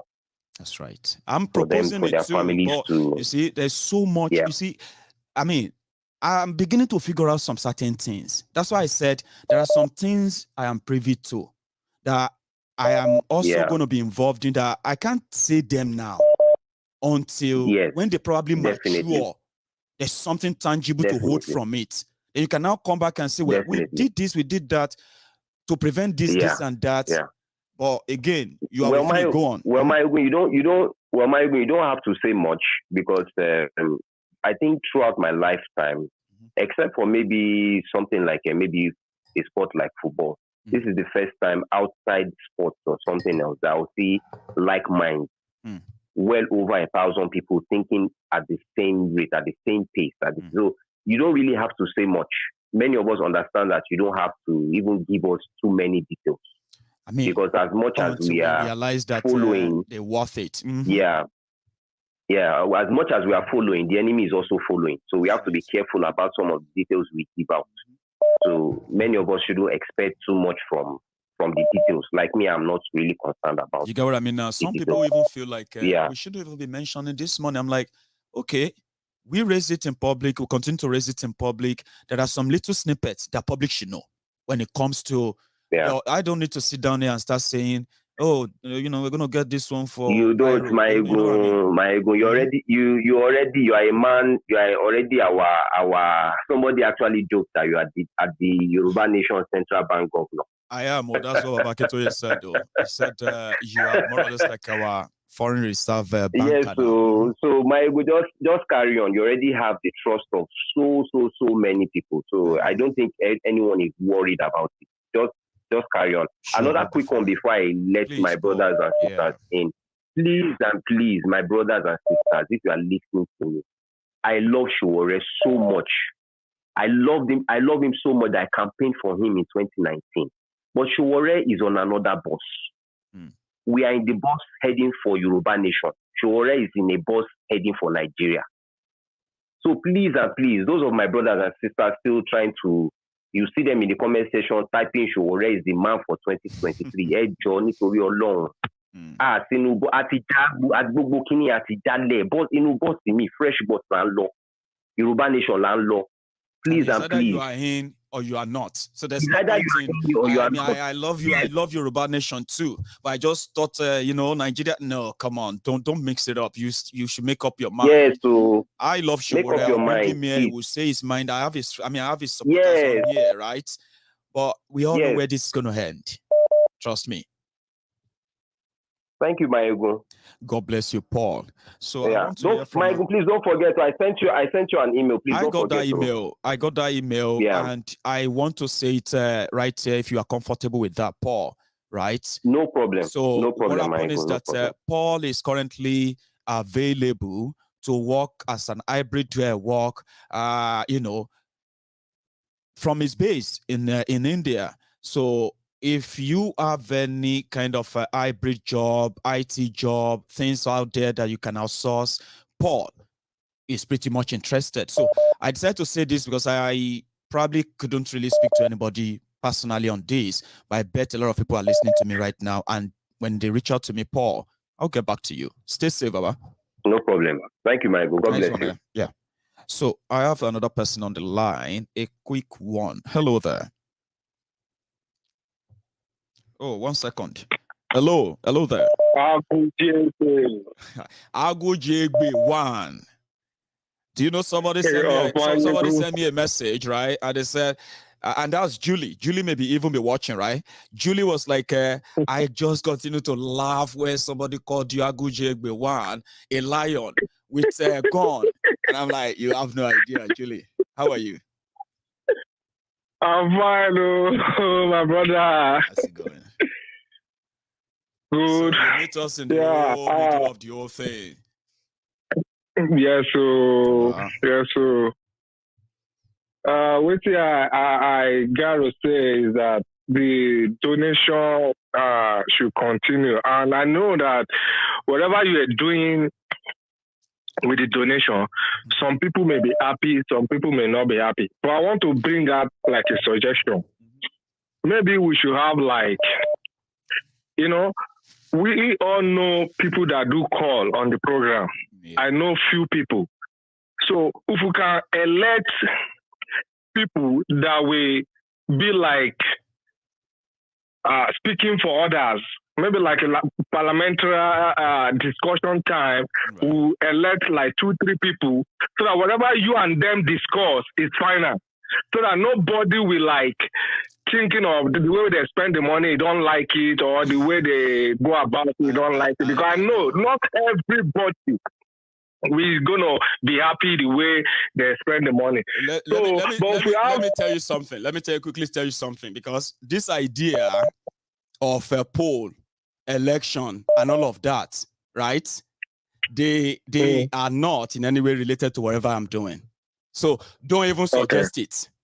It's not related. And I'll tell you. No, I'll tell you, because it's not like I'm trying to cut you, right? This is it. The fund raised is meant to intervene in all that is happening to those who have been victimized, persecuted, this and that, right? Now, the point of contact is Igboho. Is the one we said, whenever we decide that we want to intervene in anything, right, we need his consent. If he's comfortable with it, if he's not, is something we have to hold on to, right? So, and that Igboho himself is the one who gave the final say on what goes to individuals. And that process is straightforward enough. that coming back to say, oh, let us vote. That means, you know what? If I want to give them, for example, anything on a legal support and all that, I'm going to have to come here and say, oh, we are going to do legal this. You know what I mean? Oh, we are going to, and things like that. But that's not the purpose of this fund, in a way. Okay. No, you know, go on. I understand what you're saying. You don't need to come out here and tell us you want to donate so money. You want to need people to vote.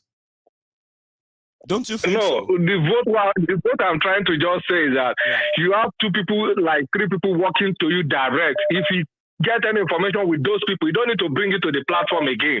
Okay. Just contact the 2-3 people, like this is what we want to do, so they can go ahead and go to it. I don't say you should bring it to the platform for everybody. No. Okay.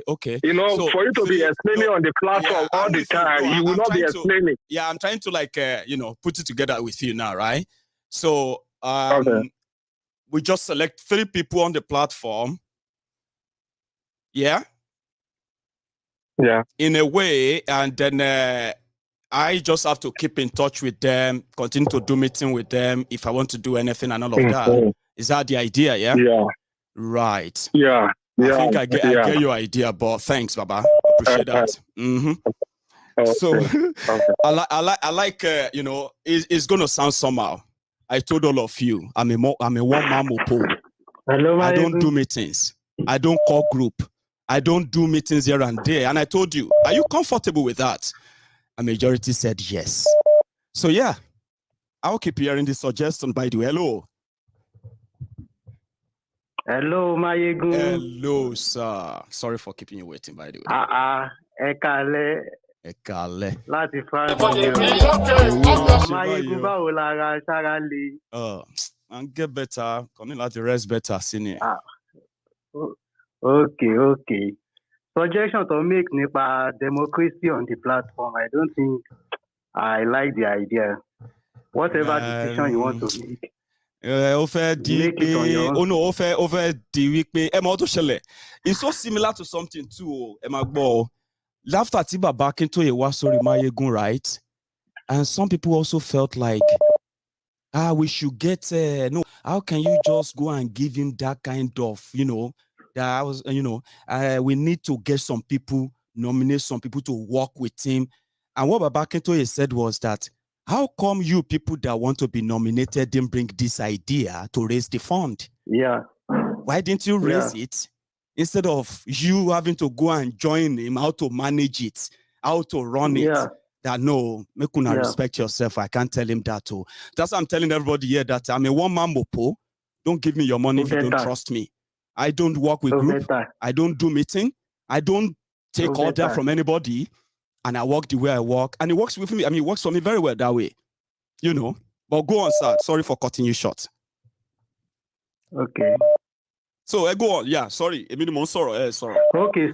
Secondly, nǹkan tí fẹ́ sọ nípa àwọn èèyàn tó suggest pé Sowore. Okay. Though I was in support of Sowore over the years, but the fact is, it cannot work. Sowore cannot work. But nǹkan tá lè ṣe ni pé ká dúró de after 2023 fún Sowore. Even I see Tinubu joining the trade with us. Tinubu will come back to do the Yoruba Nation as people are even projecting. But one kàn fẹ́ wo nǹkan tá fẹ́ ṣe ni, so Yoruba Nation now. And I take care ara yín gan. God bless the Yoruba Nation. Thank you so much, Baba. We will continue to do our little, no matter you know. But Kilotingbe. Okay, I think I have another person here already. I am also trying to manage my time, and I think my time is already running now, but we started late. So I have somebody on the line. Anyway, hello there. Hello, sir. Hello, sir. Hello, Maiyegun. This is Tunde calling from Houston, Texas. Tunde from Houston. How are you, Baba? I'm fine. Bless God for your health. Thank God for Politico. And thanks so much for the support as well. Yes.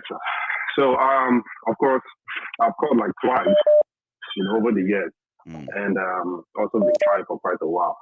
But I mean, luckily enough, I was able to connect the camera. Oh, great. Yes, sir. So, what I want to talk about is this, right? It's like I've been hearing people, everybody has right to their own opinion, in trying to push Shorere's ambition to the side. And we cannot deny the fact that,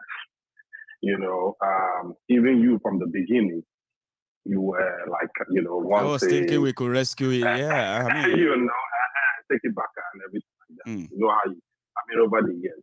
So definitely Shorere is our man. So let's not forget that. I'm a Yoruba guy too. Okay, so I also buy, the idea of Yoruba nation.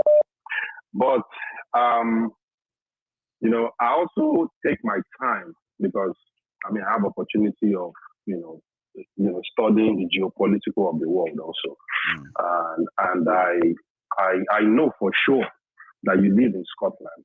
That's right. And I would appreciate it if someday you would take your time to explain to us why the referendum in Scotland failed. You get me, sir? I'm with you. Why did the referendum fail in Scotland? Because a lot of our people, I see that we're just pushing this thing, with our emotions. I want to understand if Scotland as a country, if I'm not mistaken, right, as a country under the United Kingdom, failed in their push for referendum. If Catalonia, in Spain, also failed in having their own separate countries. Right. And let's not forget that these people are backed by their respective governments. Their governments are the ones pushing for this. If also the recent one that is happening now in Ukraine, the Donbass region, if despite their government are the ones calling for secession, if the Ukrainian government, refuse to grant them secession and use the country's military power to suppress and all of them, suppress and do all that.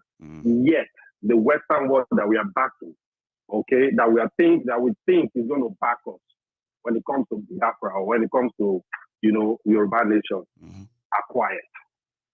If Britain, if the UK will still be rolling red carpet for Buhari, despite the killings and everything that is happening, to IPOB and co. Tunde, let me take it so that I don't miss out the first part, which is that we should kind of try to explain to our people why Scotland referendum failed, while the Catalonian people's referendum also failed, why their government, something like why their government stopped it or so, I don't know. Is that what you ask?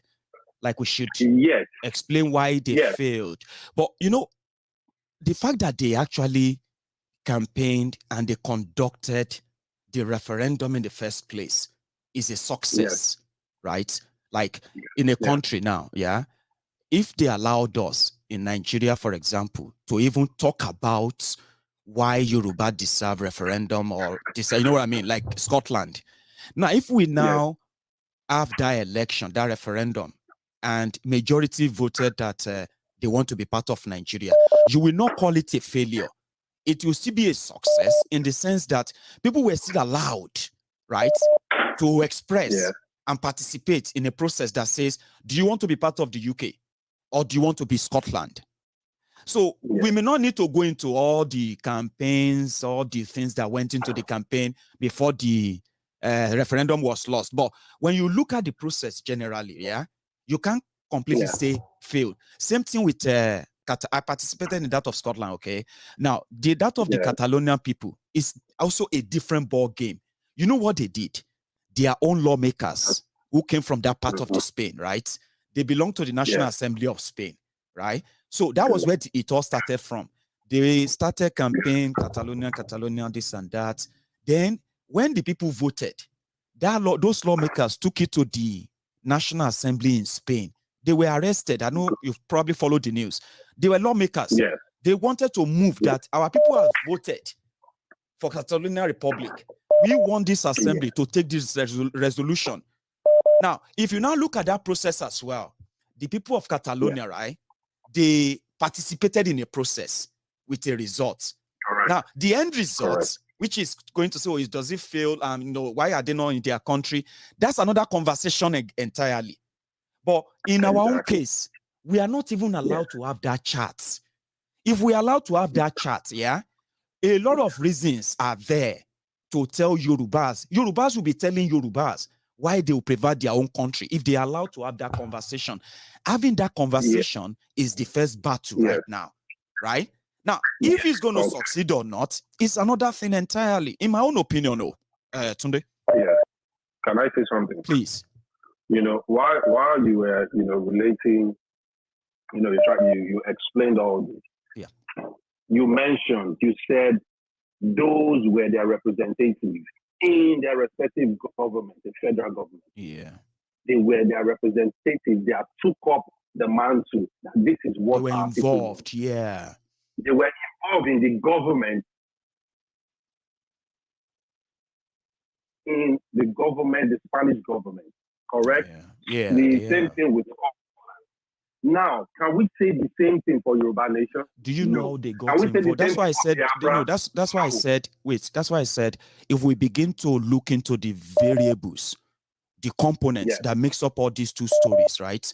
You will understand that we are far, far from it, right? You see these Catalonian lawmakers, they have Catalonia political party. You don't have Yoruba political party. You are not allowed to have Igboho. You know what I mean? Now, imagine if you elected Angono, if you're allowed to have Yoruba Nationalist Party, for example, right?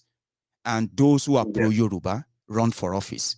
And today, the governors you have in Yoruba land, they are pro-Yoruba nation. The lawmakers, the assembly, they are from the political party called Yoruba Nationalist Party. So it is not going to be difficult if they conduct a referendum, right? And their lawmakers takes the result to Abuja. But we are far from that now. So that's why you can't really compare them that way with what they have, where they have achieved and what they have gotten into compared to ours. In our case, right? Our politicians of Nigeria. Go on. All right, good. I appreciate the fact that you said we are far from there. Yes. Okay, so why do we think that we are going to get a Yoruba nation when we don't have the basic body? Because it is getting a nation, Baba. Yeah, let me quickly answer that because of my time as well, right? Getting a nation does not come with one size solution. Do you get that? All these ones happened. That's why we are using them as reference. They are not even the best of references, right? Because something that the people of South Sudan, they didn't do referendum. Do you get that now? It was a UN resolution that finally resolved it after a long time war. So getting a country, Baba, getting a country or getting your own independence and all that, there's no one size solution. Okay? Agreed. That's why I said don't compare. If you do, you will realize the disparity. You will realize the distance, the difference. Go on. Yes. So that is the reason why when we come up and just act as if Chorore's ambition doesn't count, we are actually making a big mistake. That's why I'm not one of those who says it doesn't count. It is the system. Remember, it is the system. Mm-hmm. Okay, so we need to just take us up, on all options, all the options. Exactly. More so, including Chorore's option. Exactly. So when you said that, okay, it has to, like you say, of course, the government against the, using like the Yoruba National Party or the Biafra, is it that they cannot coin a different name, but have the agenda of the That's the problem. Why should you coin a different name? Why? It's because they don't want you to do it. You should be able to. That's the point, right? You're a Yoruba man. I'm a Yoruba man, right? Why should I fake a Yoruba Nationalist Party? Why? To satisfy you. But if it is against, if it's against the Constitution, or why should it be against the Constitution that people didn't write? You should be asking questions too, Baba.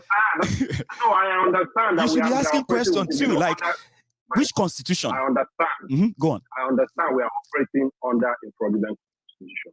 Showore knows that we are operating under a fraudulent constitution. Yeah. A lot of learned people know these things. Okay. Right. But it is the system, it is the situation we found ourselves. So how do we go around? So we should stop denying something that we think that we know that is obvious and is going to, like you said, we are so far away. If we put, I don't have anything against what we are pushing as Yoruba Nation. But I'm saying, yes, I'm saying that strategically, if we look at it, we listen to so many learned persons. That's why Daily Party will say he's not carrying any gun for anybody. He's not going to die for anybody's fight. No. Because it's never going to work. You understand? The fact is this, that Nigeria, okay, is just a feeding bottle of the West. And they will rather leave it that way, you understand? So if we are crying, they are killing us, under the pretense of a democratic government. The West is not going to do anything because they are feeding for that country. This thing we know. You understand? So if we are having a body, I know where you stand because you are doing a great job in trying to enlighten, to balance, people across, our ethnicity. All these specters, right? Exactly. So, and I know it's very difficult. You understand? But you're doing a great job with that. Well, I'm doing my bit. Just as we encourage ourselves, we should be having conversation, okay? Even if we don't agree, which is all right. I mean, there's so much to disagree on, right? But if we don't listen to ourselves, we probably won't even understand why we are disagreeing. You get what I mean? So that's something I want to encourage on my platform, right? That, everybody knows where I belong to. If you want to make me feel good right now, you talk to me about Yoruba Nation and the rest of that, right? But when you want to make me feel better as well, tell me about other things too that can make things different. That's why I say on my own platform, right? If we listen to ourselves, we realize that we all have same thing in common and we are fighting the same demon. And every solution or any solution is a solution to me. Yeah, you're right. Because again, let's if I say finally, not to take your time, we all know that. Yeah, we all know that the bottom line of our war is injustice. It doesn't matter if you are IPOB. It doesn't matter if you're fighting Yoruba Nation, Biafra, anywhere. We know the system doesn't work for everybody. Okay, so our push for secession is just because we know we are not having a level playing field. Well, you may be wrong. People are no longer talking about the level playing field anymore. It's been an excuse that some felt like maybe that's the reason. Maybe once the field won't level, it's deeper than that. And that's where some people don't really get it. People believe that people are trying to break away because they didn't get fair share. So maybe if we give them fair share, they'll be fine. It's beyond that now. You don't know. It's beyond that. It's beyond. But listen, we're as Nigerians, right? Yeah. It's just like you say, the people crying for NSAS and all that, and shouting, we don't want it. Are they not the one campaigning for Tinubu and all those? But they are still pro-Niger now. I mean, we know ourselves. You understand my point? It's because when it's hot, once the situation is hot, we start doing it. But over time, we see people campaigning before even for Showore, under Showore, some people are already running under PDP or APC. I know. People that started from AAC.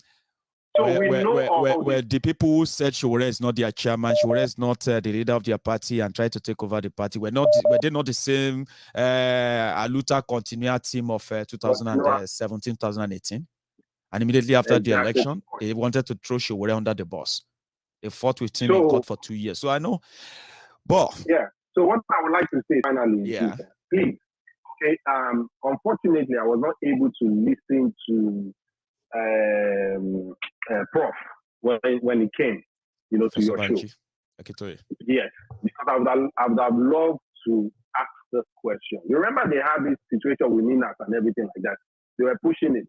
Let's be factual that as long as, in quote, there is a democratic, government, in quote, you understand? Yeah. The West is not ready to do anything for any group. And that is the fact. The reason why you talked about South Sudan and all that was because there was war. Something you call facts sometimes, Tunde. Let me quickly remind you. something you call facts sometimes it's not facts. Like you said just now that because Nigeria is a democratic country, the West is not going to touch it or it's not going to do this and that is a fact, may not be facts after all. But I get what you mean. It's not going to be that kind of involvement, but there are many things that can also get others involved. But don't always think that being a democracy, as they say it, that they can't touch it. Yes, they can. Oh, well, I'm just saying. We have a long way to go. That's of course we do, so, and that's why we are trying to do this now. Yeah. If strategically we are building a body. See, listen, it's like I said, okay, we need to. Nigerian situation is not peculiar. All these things we're doing has happened in different countries, some countries, across the world. Okay, so we need to learn from history also. As well. That's right. We need to learn from history. And how do we secede from a country? Which of the countries have succeeded? How did they succeed? Okay, and we take templates. And where was the world? Where the Western world? They control the world. Where were they? Who did they back? How did they back them and why?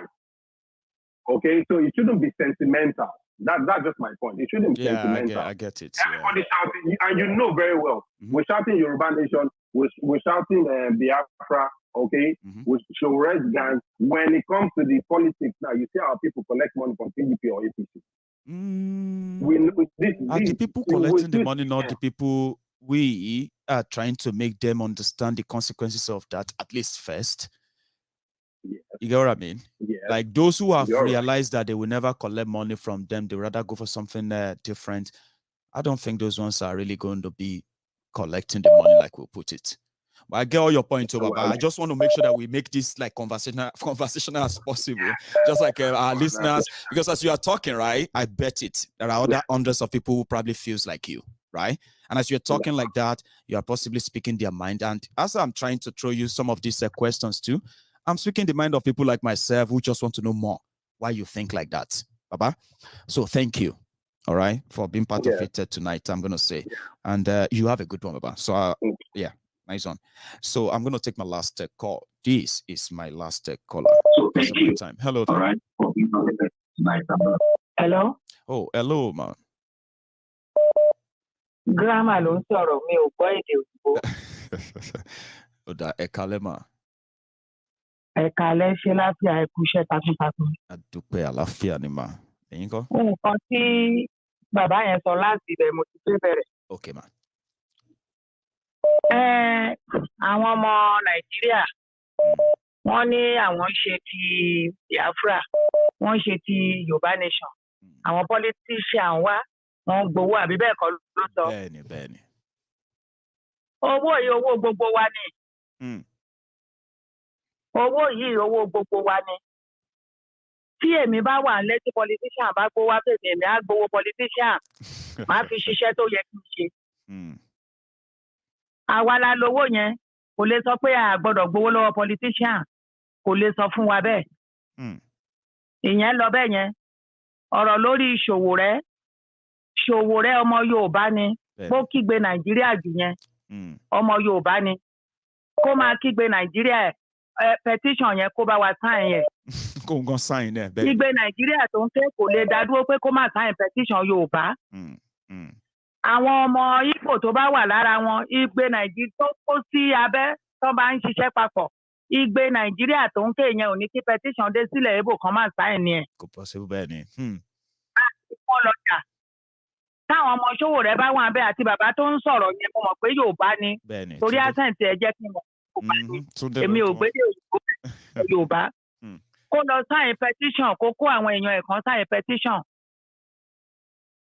Nǹkan tó wà ńlẹ̀ tá à ń rán ní ìsìn nìyẹn kò lè lóun ò gbọ́ kó sign petition. Tán bá wá kówó fún, kó fi owó yẹn kó fi ṣiṣẹ́ sílẹ̀ Yorùbá. Torí àwọn nǹkan tó wà nù Nàìjíríà ti fọ́ dànù o. Ẹni tó sọ̀rọ̀ láti ẹni mò ń bá sọ̀rọ̀ kò sí Nàìjíríà mọ́. Kò sí Nàìjíríà mọ́. Nàìjíríà ti kú pátápátá, wọ́n ti gbé sin. Ẹ jọ̀ọ́ ẹ lọ ṣiṣẹ́ nǹkan tó bá wa nìyẹn. Wọ́n àní kán lọ jà ní ìsìn ká ní pé àní kán lọ jà. àbá sọ pé àmọ́ bá ṣe lè ṣe ṣùgbọ́n petition wọ́n ní kan sign kò dẹ̀ ju a minute iṣẹ́ yẹn ò ju iṣẹ́ a minute. At all.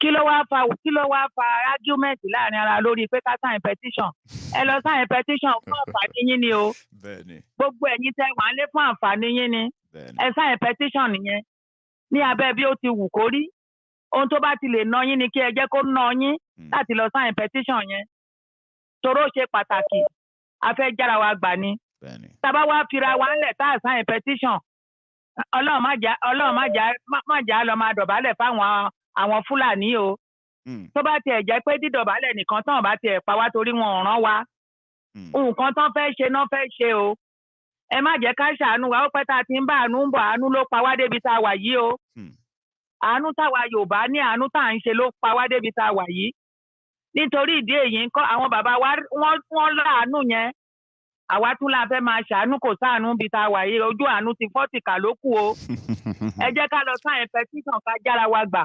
gbogbo àwa tá a dẹ̀ wà lórí ìkànnì tá a jẹ́ ọmọ Yorùbá ẹ jẹ́ ká lọ ṣiṣẹ́ ládùúgbò wa torí mo ń sọ̀rọ̀ ní ìsìn láti ọmọ Ondo state lèmi bẹ̀ gbogbo state ni mo ń ṣiṣẹ́ sí ní Lagos state kò sí delegate kankan ní Lagos state ẹ̀yin tẹ́ bá wá láti Lagos state ẹ lọ ṣiṣẹ́ ní Lagos state ẹ̀yin tẹ́ bá wá látògùn ẹ lọ ṣiṣẹ́ ní ìdílé ibi tẹ́ ti jáde àdúgbò ibi tẹ́ ti jáde ìlú ibi tẹ́ ti jáde ẹ wá delegate kan bẹ̀ kẹ owó tẹ́ ẹ fi ránṣẹ́ fún àwọn èèyàn lé ẹ fi owó yẹn ṣiṣẹ́ ẹ ní sáà tá a wà yìí tó bá jẹ́ $50 ẹ ń fún àwọn èèyàn lé ẹ sọ di $25 tó kù ẹ fi ṣiṣẹ́ petition ní ibi tíṣẹ́ kù sí nìyẹn o ẹ jẹ́ ká ṣiṣẹ́ ẹ jẹ́ ká ṣiṣẹ́ ká má bàa tẹ Ọlọ́run ní jẹ́ ká tẹ o. Àmín àmín ẹ ṣé gan ma. nǹkan tí mo lè dá sí nìyẹn Ọlọ́run á ràn gbogbo wa lọ́wọ́ Ọlọ́run á dẹ̀ fún wa. Ojú òjì ti wà o. God bless you ma ẹ ṣé gan ma. So okay Tunde, is that Tunde? Hello. Yeah, it is Tunde from Grant. You know what, Tunde, I'm going to make you my last caller, okay? You will help me use this 2 minutes and I can round it up tonight, please. Go on. Oh, okay. No problem. No problem. Good evening. How about you? I'm trying to get better out, but I do have sore throat and I do have running nose, so just some body even pain. Me, I've been under the weather as well. Bless you. How is your recovery fine now? You're getting better. Yeah, I'm fine now. I'm fine. Brilliant. Actually, I didn't want to call this night. I had to call because of Tunde from Houston. Okay. So here we are. Tunde from SA replying Tunde from Houston, please. Yeah, Tunde, I have no problem with your opinion, but the only problem I have with you talking is when you talk down about people's opinion. You can bring out your opinion, you can say, but when you're trying to deflate or make someone's opinion look like it's not possible, that's when I have a problem with it. And yeah, problems they mean here. No, we can debate. We can talk. Chat, but when you're talking down, but when you're making it look like it's not possible, that's my problem. Yeah. People they've got their own opinions. You stated your own opinions, but you were talking about countries that didn't achieve referendum. What about those who achieved referendum in the world? Did you talk about it, or you could need to do some researches as well, Sunday? There are countries that have referendum in the world, and they have their self-determination. Some didn't have referendum and they had their own country. Namibia did theirs and they had their country. One of the best countries in Africa. We need to educate ourselves. This is the education we need to educate. We don't need, when we are talking, we need to educate ourselves randomly. We don't need to be picking negative things. This is a situation to be positive. People should go and sign the petition and see where it's going to lead. I have dropped the link in the comment. I'm going to copy and send it again before I go out now. So if you are reading the comments right there, you can also join and then, just open it, sign it. It's so easy and straightforward. I know. It's very easy. I've done my own. Yeah, you just can't do it. Came out. I've done my own part. I know. Yeah. I mean, they said they removed the counter on it for a reason. And I'm like, it is the counter that encourages people. Please put the counter back on. Let people know. It's probably over 300,000, if not more than 500,000 by now. Yeah. Come on. But they said this for some reason. So I'm like, great. That's fine. Yeah. Yeah. So you're talking about, okay, fine. The other day I came in and I spoke about Showore. I have no problem with Showore.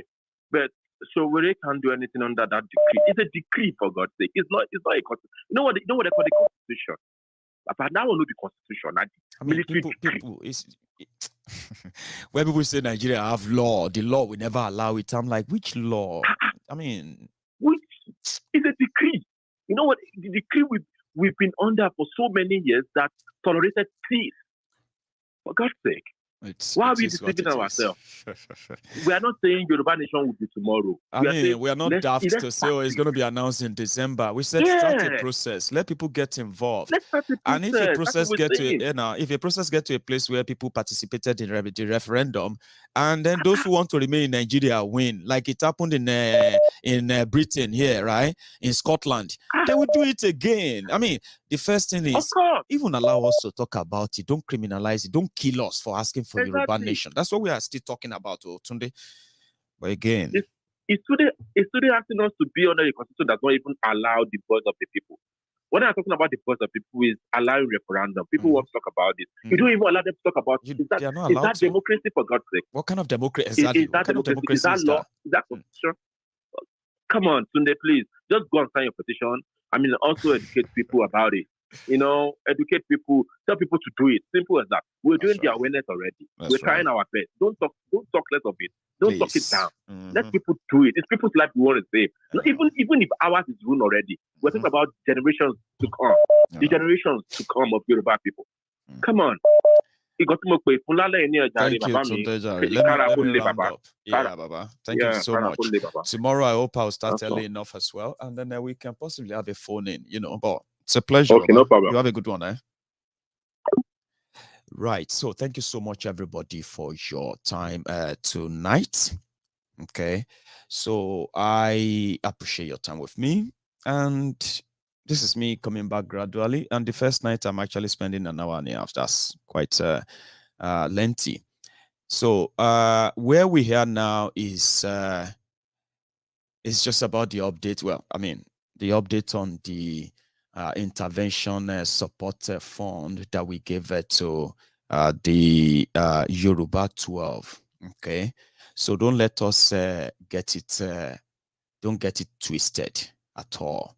Okay, so if you need any kind of 2-3 people or 4-5 people that can help us determine what we should spend money on or when we should and the rest of that, I think the best deal to do is to put these 3, 4, 5 people together.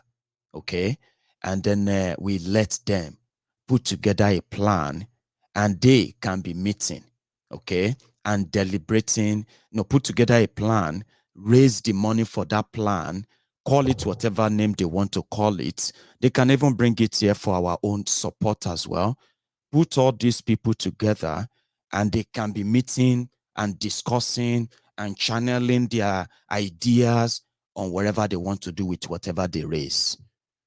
I save, there's something I said, I have a way of protecting myself from the praying eyes of those who always have ideas when something is kind of pulling and coming together. I am not really opposed to that, but it's just that they don't work for me. I don't want to be dealing with some grown-up, what do you call it? Some big babies, right? And they will be like, Maiyegun, why did you not call me yesterday before you said we should blah, blah, blah, blah, blah on that? You know what I mean? Sorry, my Oga, Miko, aside to you, that's somebody who is working behind the scene, building the Yoruba Rescue Fund. So what I did is that I choose people I work with behind the scene. Majority of them, I don't know them. There are people, I don't know them like one-on-one. I don't even know them. But just like some of you, many of you don't even know me one-on-one, and you can trust me that much. So the reason why I prefer you to see this face, I prefer you to ask me all the questions. I prefer to take all whatever that comes with this and give you the direct answer and protect everyone who are also going to be doing who are actually doing everything that you know, that is we can call it behind the scene. You don't know them, you don't see them. I talk to them, I seek their opinion.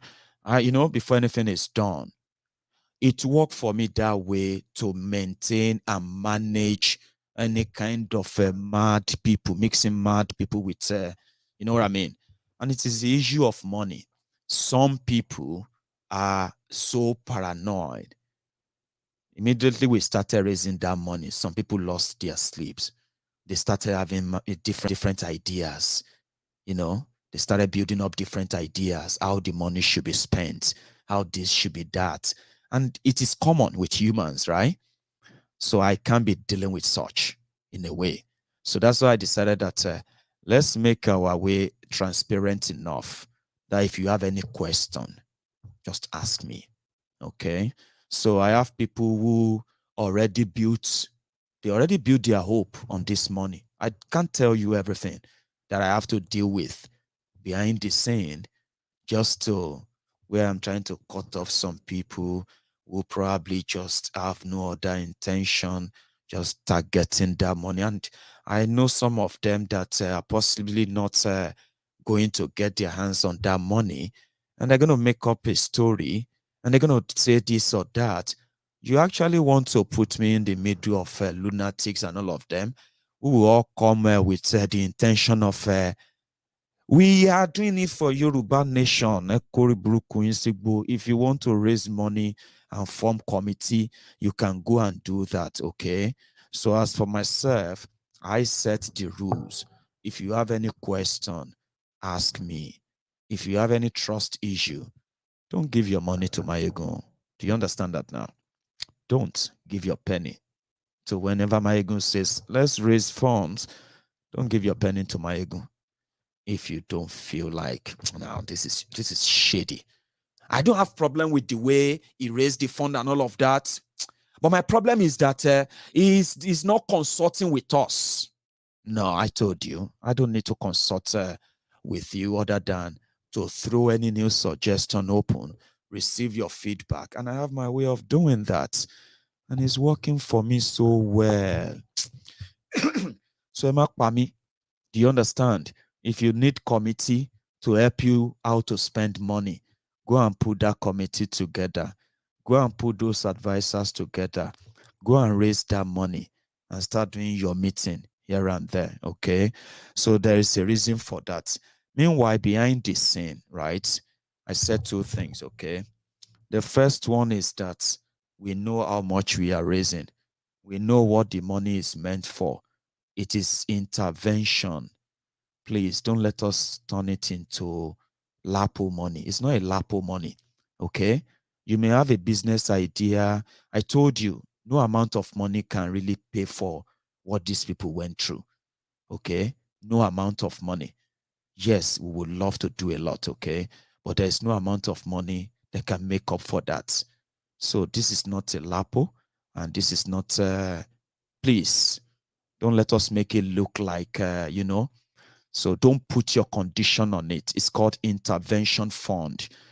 Because behind the scene, if you know the pressure they are mounting on those who have been struggling legally to keep this whole thing together, if they give you the framework of everything, you will realize that, in fact, now, grace of God, they manage to get freedom for some of these guys.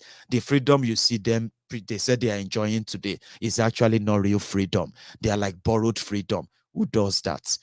So if we want to do Father Christmas, I would love to do Father Christmas, but that will be when we have money for Father Christmas and all of that. So don't make it an insult. I know if somebody says 150,000 naira is an insult to them, yeah, you know, please just know that we have no intention of insulting you, okay? We have no intention of making you feel less of yourself, all right? But please, please, if you feel insulted, if anybody feel insulted with any help we give, right? the best they should do is to return our help. And we will gladly take it back. Do you understand that now? So imagine can mix them around. Do you understand? Mix up around. Ideas are there. There are people who said we should be renovating the entire house of Oloye Sunday Igboho. We should be doing this and that. And I was like, yeah, I'm up for it. Let's do it. And Igboho was like, Igboho said, no to this, no to that, no to this, no to that. And then they will say, who is buying the sand and the cement? Maiyegun. They'll say, Maiyegun, waiting be your own. So please, before I tell you anything, just know that I must have had a lot of conversation, and I'm not going to be telling you all of that. Okay? I'm not going to be telling you all of that. So whatever we do, call it intervention. Okay? And if it comes your way, please just see it as the token of our own love. If it is not enough, you don't need to abuse us. You don't even need to do what? You can even abuse us or call me names. People call me names. They are just cowards that can't say them to my face. Maybe one of these days, one of them will phone in and say, yes, Maiyegun, it's me. And I say, hey, thank God. One of you get balls today to call me. So I have my reason for protecting those who help me in making decisions on this fund. Okay? And I use their own ideas, their suggestions. I do meetings. Somebody said that that's the reason why I probably fall sick, because I've been under this pressure of talking on the phone, and all of that. Do you get what I mean? With people for hours because of this whole thing. Something I've run away from for a while. You get? They say maybe that is why I suddenly fall sick. And I said, maybe. So I don't want committee. If you want committee, let's set up committee, let's raise a committee, let's share, let's decide, So as for me, I know what came in, I know what goes out. Before a penny goes out, there are conversation behind. I don't just sleep and wake up and say, hey, okay, I want to. Please respect that, all right? So that you don't feel like your opinion is being trashed. Your opinion matters, but I want you to always remember, where did we start from? How did we get here? And don't join them in your own idea, thinking you are bringing new idea. You are bringing new suggestion. Please, don't change the rules in the middle of the game. Do you understand that? And if you are not comfortable with that, please, don't give your money to Maiyegun, please. That's the only way you can save yourself of any stress, okay? Because if you give your donation to Maiyegun, I will decide how it is spent. And the consultation I do on how it is spent, when it is spent, that comes from the authorization that I have from all of you. So don't change the rule of the game in the middle of the game. And don't complicate things. When we get to the stage that we launch the Yoruba Rescue Fund, that too, I don't need crowd. I am just going to be your holding bay. The holding bay means you know what gets in. When they make a withdrawal from it, you know what gets out. What is more convenient than that and straightforward? And then follow the money. That's what I'm saying. I have released almost, what do you call it? I have released almost 8 million naira in the last 2 weeks. You should be following the money. None of this money comes to me. None of those payments says Maiyegun paid 1,000 pounds or 5,000 pounds. You know who I paid? Follow the money. It is how it works. Any other suggestion or all this or what have you, you don't have to change the rules in the middle of the game. It just makes you look like you have never been part of us from the beginning. Do you get that? And sometimes it will make you feel as well like maybe you have spoken out of content. No, you haven't. It's just that let's pay attention to what we are doing. It is working. It will further work. And that's exactly what it is. So we have done that of the Yoruba 12. We are also getting involved in some of their legal cases, which involves a lot of money.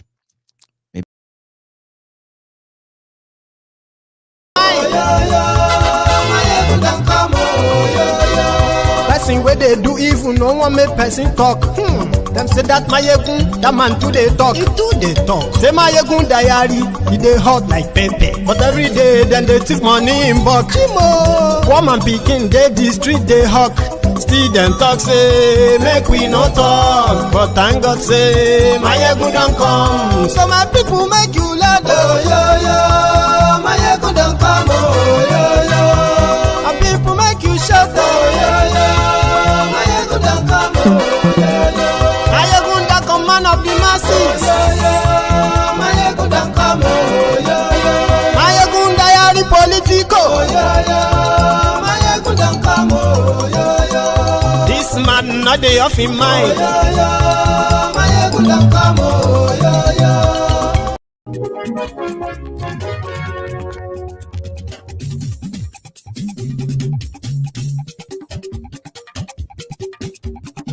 Good evening to you. Good afternoon to you. Good morning to you from wherever you are watching from.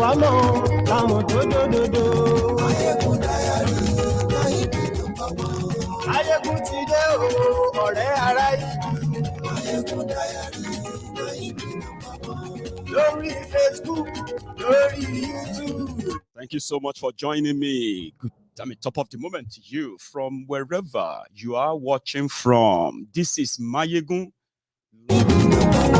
Àṣírí ọ̀jẹ̀lú kì í bò níbẹ̀ o. Bó bá ṣe àní Maiyegun máa wí.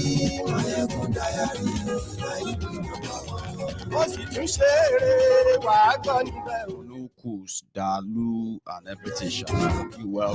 MaiyegunDiary Politico. Godfatherism. Kò sí lọ́rọ̀ MaiyegunDiary. Ẹ farabalẹ̀ sẹ́ o, kẹ́gbọ́rọ̀ lẹ́nu. It's going to be interesting, but before I even get fully into it, yeah, I think I want to give you a quick update on our, on our fundraiser and on our intervention and all of that, so that we can say thank you to every one of us who responded yesterday when I was giving an update. Okay, so from the feedback we got back yesterday was that maybe we should do more for the 12 people that were arrested and persecuted at Oloye Sunday Igboho's house. But apart from that, it seems that everything is fine. But with little explanation, some of us will probably know the reasons why we must not lose focus. Okay, this journey started almost a month ago. And the purpose then was that it will be a legal aid and intervention, which also will come with a little support, no matter how tiny it is. So the goal of the fund is to call it our safety net, the safety net for those that are being persecuted for believing or even speaking out publicly for Yoruba Nation. So that is the goal of this fund, and so far so good, right? We have made some kind of intervention that are so significant. Many of them are not as loud as probably you would want it. However, we have done that. So I want to give you a quick update, figure for figure, cash for cash, before I proceed, all right? Yesterday, we received responses from some of you who were watching the program when we all agreed then that the fundraiser should continue. But for some reason, for over 5 days, we received no donation, no nothing on it. So it was just there until last night when many of you decided to turn up. About 8 people topped it up from what it was yesterday to what it is now, if you check the Give Send Go. But what do we really have at hand when we talk about account balancing? All right. So we raised over 31,125 pounds, I would say. From that, the platform, not like GoFundMe, so they took 10% of our fundraiser, which is the 26,000 we had with them earlier. So they took 10% of that and they started releasing the bulk of the rest of our donation back to us. So in all, when I was making a payment out in the last 1 week, so I have received a total of, where is that again? Yeah, a total of 28,200 pounds as from our total, your donation, my donation, because my money is also part of it to start with, right? So our donation, I've received that as cash. Then we've started the disbursement. So I'm going to use them in pound sterling and naira now, okay? So from what we have received, we have also paid out the following: the 2 million naira deposit we gave to the lawyer, the 2 million naira for the Oluye's welfare, which I said that we won't be going much into details until later. Then the 1.7 million naira that we used for the welfare of Alano and everyone around them, especially those of us who know why we did that. And then the recent payment of $1,800,000 for the 12 people arrested and persecuted at Oluye Sunday Igboho's house. Right? So if you put all of this together in naira format, you will say it's 7.5 million naira. Okay. But in my own figure here, with the commission and the exchange rate and the rest, it simply puts at 10,490 pounds. That's how much we've spent so far. Now, if you deduct that from our 28,200 pounds that we have at hand, or we had at hand, then that gives us a balance of 17,710 pounds. Now, if you put that in naira, just because it's going to end up in Nigeria anyway, or end up in this whole process after all, right?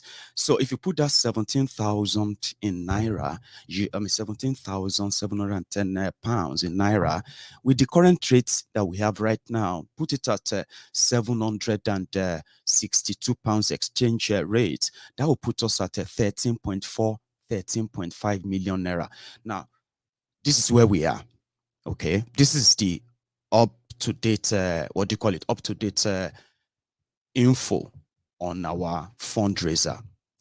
The intention is that let there be a safety net so that when they think they can use their illegal system to hold any of our people illegally, at least the first thing that will come to them, a respite in the form of a legal representation wherever they found themselves. And Igboho agreed to this. Do you understand that now? So this is where we are. And then to what we have already spent, to what we have in the savings, right? Nothing happened. So, nothing happened without the consent of Oloye Sunday Igboho and some other names that I choose not to share with you. The reason why I decided not to be that kind of flamboyant, elaborative, and all of this descriptive about how this whole thing is working behind the scene is because, number one, I am known as a one-man mopo. So if you have any question, if you have any doubt, if you have any kind of objection to how this works, just send them to me. But the reason why I don't really fail, the reason why Maiyegun will never fail is because, yes, I have a face of a one-man mopo, but I am a man of a battalion, where when you look behind me, just that you probably would never see them, you probably would never know them, but they are part of those who help shape most of what I do on MaiyegunsDiary Politico. I give them the credit, but they prefer the anonymity. Some of them are watching me right now. So in the end, it is a case of black and white. So when we get more, then that means we save more. And when we save more, that means we do more. And one last thing as well, okay? I know so many of you who have developed this amazing love for Maiyegun. But I want you to remember one thing. Maiyegun General is just my screen name. I have had people sending me messages. Maiyegun, do you remember me? We went to Unilag together. We did student union in Unilag together in 1990. Remember, before Showore this and that, I knew you are going to be this great person. You are a great orator. I was like, hello. In 1990, I was just about 6 years old boy. So I'm not the Maiyegun that most of you were with in your 1990, right? So Maiyegun is my screen name. So whatever experience you have with any Maiyegun from Unilag, any Maiyegun from student union anywhere, any Maiyegun from wherever you have, good or bad, right? Please look straight. Maiyegun General is my screen name, and there is a purpose for that, because so if you have any Maiyegun you have a contact with in Unilag, then it's not me. Because if it's that your Maiyegun of 1990, then that means I must have been this genius guy who was just 6 years old, but a 6 years old university undergraduate in Unilag. So please keep all your other imaginary stuff about me to yourself. Most of it, I am completely faceless. You know why? I don't have many friends. People don't like to be my friends, because when they try to be my friend, they realize that some of those they respect publicly, some of those they worship publicly, are the people I wash down publicly.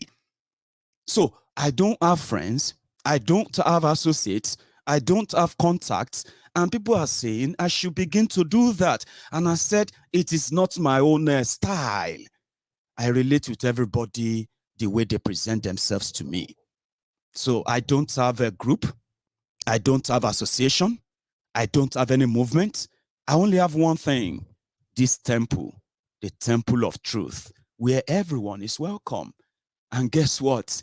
On this temple, we don't even identify you as from your tribe, religion, class, age. You know what I mean? We just identify you the way you present yourself. That's how we deal with you. And that is the only thing you can associate me with. Any other thing, they make them up by yourselves. I just gave you a clue if it will help you. So I'm so anonymous enough that the best you can find the best you can find about Maiyegun is always from Maiyegun himself. Trust me. But apart from that, people have made a lot of imaginary images, imaginary stories, imaginary things about me. They've even told me themselves. And sometimes I'm like, no. That's not. Maiyegun, you don't understand. Anyway, I'm just saying it to you that this is where we are. And I want to say thank you to everybody who responded. And hopefully, we will do more. Because you said it. Maiyegun, we are not stopping this donation. It has to continue. We need to keep it. We don't want to be surprised. We don't want an emergency fundraiser. Now, this idea actually appealed to the leadership of Ilana Omo-Oduwa when they came to MaiyegunsDiary Politico to come and talk to us that they love what we are doing. They love our togetherness. They love our openness. And they kind of love our bluntness too. Those are the qualities that makes us kind of different, isn't it? So we set the rules. Nobody set rules for us. Remember that. And as your chief priest on the Temple of Truth, I set the rules based on your mood. Trust me, I know your mood enough to know what not to tell you and what to tell you, even if you are going to be so uncomfortable. I will still tell you when I have to, but that is to say, I know when to set the rules that will never take us astray. So we are doing well, and we are not in a hurry. Our impact, our efforts, they will feel them even when we are not touching them. Now, that is something they call power.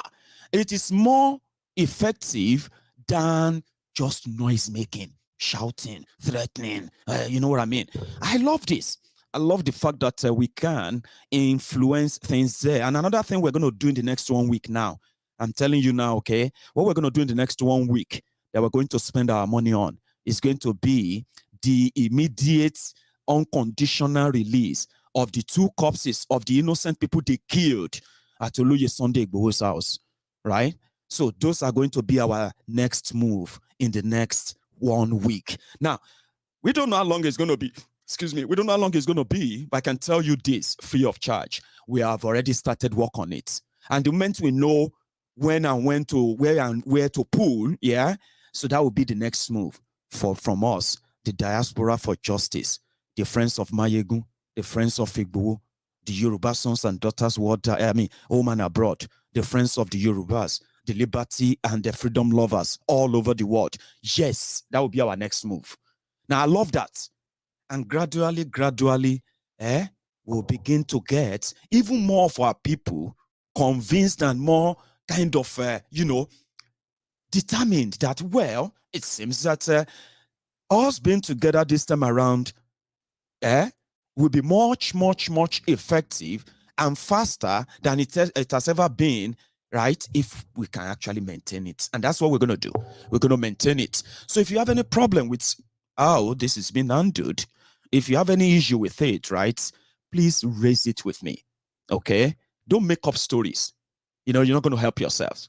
In fact, the best for you is that to dig in and get the facts out. The ones you can probably get now, do that rather than make up stories, because there's so much that is going to happen. Some of them, I would rather wait when they matured enough and they start kicking them. Like when you hold them in their scotrum. What do they call it? Now scotrum. What do you call it? There's a lot you can do with money without having to fire a bullet. I am of that mentality, and kind of love it that there are some other powerful people who genuinely believe in the liberation, independence of Yoruba people from Nigeria. No joke. Oh, this is not a joke. This is not like, people are trying to make things up, or people are trying to, you might have seen people who have tried to make money from this. But you know one thing, since I started picking up calls from those who felt like we have what it takes, we actually have what it takes to what? To lay foundation for something magical, something historical, and something, right,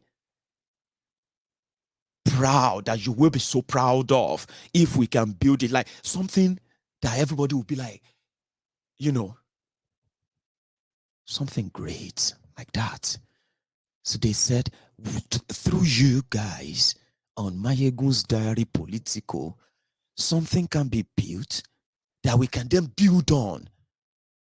They saw it, and we're going to make that happen for them. We're going to make that happen for our children. We're going to make that happen for those who genuinely believe. And guess what? Their investment is going in more into intelligence. That's something powerful too. So I love that, and we have to continue raising the fund until when you all feel like, you know what? Now let us close this fund. Let's close it now, Maiyegun, and let us focus on the Yoruba Rescue Fund for the general work of the real struggle. Remember, this one is just an intervention. It's just on the side, and good enough is doing magically so well for those people behind the scene. I still just haven't given you the real picture yet, because some of them, I shouldn't be telling you them yet. You get what I mean? So again, I want to say thank you to every one of us who made it this far. Now let's get into the real story. Before we do that, you have spent the last 20 minutes with me, and we have close to 1,000 of us as we speak. Yeah. Only 200 of us have dropped their own offerings, and I bet those are the first comers, the first callers. You are in the temple right now. You are sitting right there in the temple, right there in your living room, receiving this message, and we're about to get down into it. I bet you, right? And you haven't really dropped your offering. You haven't really subscribed, have you? Even if you stumbled on this video by accident or by providence. So you can like the video, share it, subscribe. And when I get back now, yeah, we're going to get to the parts, the fun part, where people are trying to drag themselves into enslavement. And they're going to tell you, do you have any other choice for us? Well, who else do you want us to go for? We know what they will always do. But let us also remind them the consequences of what they will choose, so that when that time comes as well, they won't turn around like they did, or they are doing right now during Boko Haram's time, trying to blame everybody, who is now telling everyone that it is enough. Break the chain, break the circle, and break yourself free from these shackles, right? Now they will turn around and say, you are the problem of Nigeria. Instead of you to be preaching to preach unity, unity begging with the unity beggars. We are going to remind them of the consequences, because they'll still do what they will do. Articulators, articulated morons, articulated mugus, they are now on the move. Like the video. When I get back, we'll continue.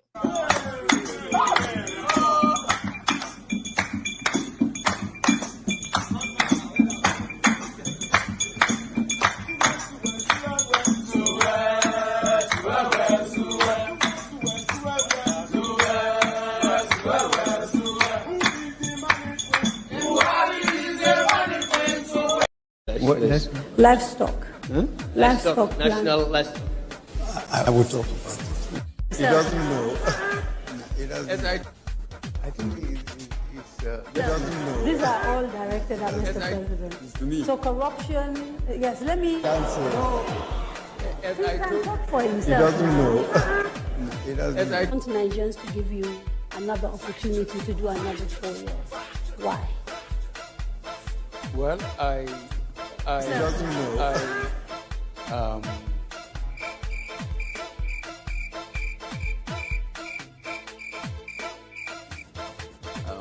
I think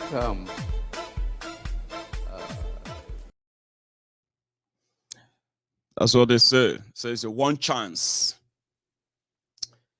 Now that one chance, they won't enter again, because you see, you and I, we can laugh.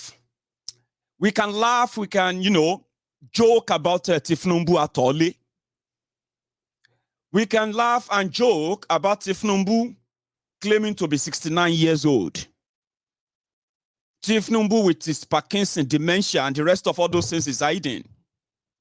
His health condition, deteriorating health condition that they are hiding, of course. Danger. You don't want to have another Boko Haram, do you? No, we don't want to have that. Oh, do you still even want to be part of the whole arrangement, contraption of oh, well, I don't want to be part of that either. Then look at it in another way. Because for those who probably will tell you, Tifnumbu is a no. But Tifku could be a yes to these selective, humbled slaves, obedient fools, and sophisticated morons. I told you that these guys, they love their oppressors differently, yeah? Atifku, right? Apart from all the fact that he has the same record as Tifnumbu, you know what I mean? The chance he had as the vice president to Obasanjo, just same thing that Obasanjo had access to, the same, the same chance, let me put it this way, the chance of 8 years that he had with Obasanjo, and the chance of 22 years that Tifnumbu is enjoying in Lagos, and the access they have to the wealth they've managed to loot, or they are looting as we speak, is of the same proportional magnitude that brought Nigeria to a kneel. When you begin to pick them one after the other, stealing, looting, abrogating their public fund to themselves, public property sold cheaply to themselves. I mean, selling government properties as scraps. That was the specialty of Atifku, where he actually made some of his own blood money. While education died, he opened himself an American, Awusa America, Africa, America, Nigeria, America, whatever American university, APTI. Are you with me? Same thing with Obasanjo. Into when the education system completely destroyed under them, right? They opened a university. The only difference is that Bokwari that came, or that Atifku and others made president in 2015 are the same Bokwari. He chose not to wait till after he leaves office. So Amechi, the Ubima Judas Iscariot, has already built a university for him in Daura. But that's not the point. Primarily, it's just the reference, the track record of the rogues, and their participation in where you found yourselves today. So Atifku wanted to be president for the third time in 2015. When he realized that was going to fail in PDP, he moved with Saraki, Kwakwanso, and the rest of them. They moved to form what they call APC, Egbekegbe, where he publicly, bragged that he spent over 6 billion naira to make Bokwari president. Saraki bragged that he spent over 10 billion to make Bokwari president. But they never got the reward forever, or their investment was. That desperation kicked them out of APC. He moved to PDP. This time around, he got the ticket. But before he came for that ticket in 2019, the guy disappeared, just like in 2007. He contested to be president of Nigeria in 2007. Before then, he wanted to contest to be president of Nigeria in 2003. They said Obasanjo begged him, prostrated and begged him not to, you know what I mean? So Obasanjo could go for second term. So in 2007, he was already all out with Obasanjo, so he had to go to another political party to contest. He lost. So in 2011, he came back again. In 2015, he came back. This time around, he was more desperate because then, Jonathan was more pretty much like, they could use this northern Wahala and all that. Cut it short, he lost again to Bokwari. Now, in 2019, from 2007, he's been living outside Nigeria. Where? Dubai. So, his own doctors, the people who are charging his own battery, they are there in Dubai, but you won't know them now, just same way you never knew those who are sending Tiger batteries to Bokwari before he became president, and they changed the battery to titanium now. Titanium IOD battery that they have to actually fly him down to the UK to do. First class, you know what I mean? Because Atifku, like Tifnumbu, they are also a complete wreck. He's 84 years old. Abi, is he 84, 86? Like it's not 84. No, somebody said it's 74. Well, 74. But the point is this. In Atifku's file, his file says that it's going to be, by the time you get to 2023, it will be 76. So when they do the abracadabra that they are likely going to force your hand into, and I'll tell you how they're going to force your hand, because some of you, I've told people, I said, just if you don't want to mess up with your own mental health, right?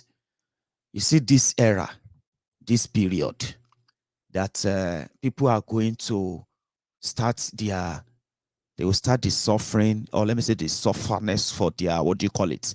once they started suffering their Stockholm syndrome, selective amnesia, when they will be giving excuses why Yoruba nation can wait, why Biafra can wait. Some people will even be telling you that this person, he has a plan on how you are going to do referendum. If they have to start talking about referendum as well, or a constitution in their campaigns, this is the time that your brothers and sisters that you have been together for the past 2-3 years, as comrades, encouraging yourselves. We must continue. We must continue. Biafra now. Yoruba nation now. All this, now, all this while. I bet some of you are already seeing some of your brothers and sisters already giving you advices. Some are already feeling like, if PDP give Peter Obi the ticket, at least they will support Igbo presidency and they will wait for Biafra later. You know, all these feelings, I said, don't mess up with your mental health. If not, you are just going to be so disturbed at different surprises you're going to be seeing with your brothers and sisters. But anyway, it is getting to that part. Atiku is as sick as Tifnumbu. He is as sick as Bokwari, but with packaging, with the young people, supposed young people who are actually the products of the same rotten system. They are the enablers who are waiting for a day that they will have their own fair share of the cookie jar. Now, this is reality. And remember that I kind of like to prepare your mind for what goes on around you and how much of things that happen around you can influence you. And when you fight their influence, if you don't want all these lies, because you're going to see them, you're going to wake up on, the people are going to write up fake stories. The people are going to make fake promises, make different things on behalf of these people. People are going to use what is so dear to you to tell you to calm down for now. But how do you escape all of that? Is by knowing that this period is going to be that time. Should be many of us are already saying, what is wrong with people? They have no electricity. They have no this. They have no that. People are dying. This and that. They are still all of them are still talking about Atiku, talking about Tinubu, talking about. They will have to talk about them. You know why? It is because every messages that they will be reading on social media, on the radio, on TV, in the newspaper, the posters and everything, images. Messages they will be coming in contact with, they are messages of these people. They are going to be, they're going to be flaunting them on their faces. On social media, you will see them. You know what I mean?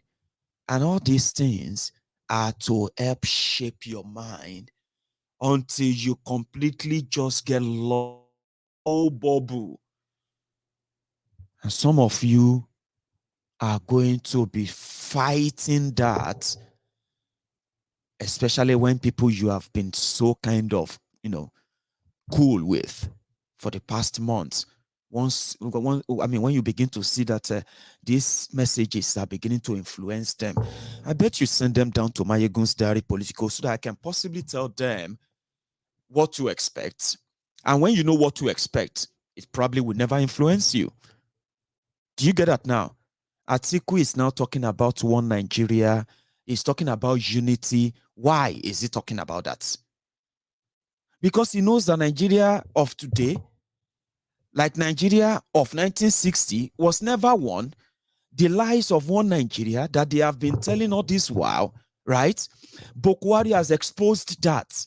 So somebody needs to come with a message that says, see, listen, I know what to do to unite us and make us one Nigeria.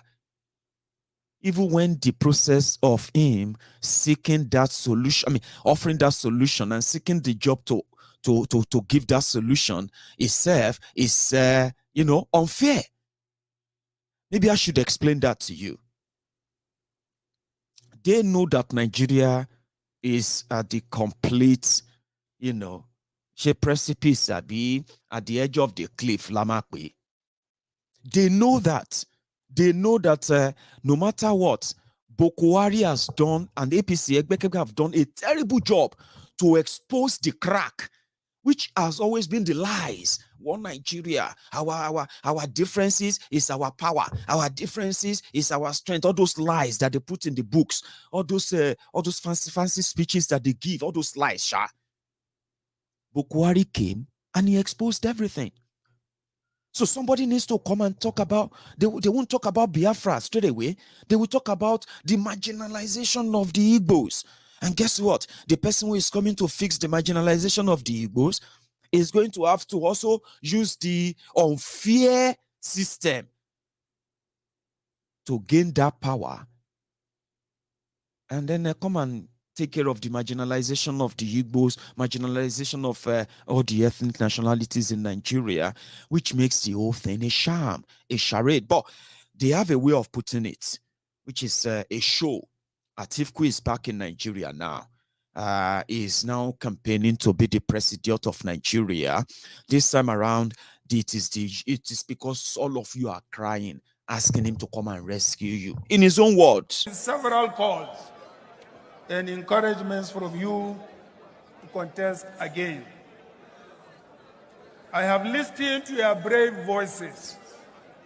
Beyond the words coming out of your mouths, I could imagine your frustrations, yet you are hopeful. I admire you greatly for choosing hope over despair. In 2023, we want a president who has ideas on how to fix Nigeria.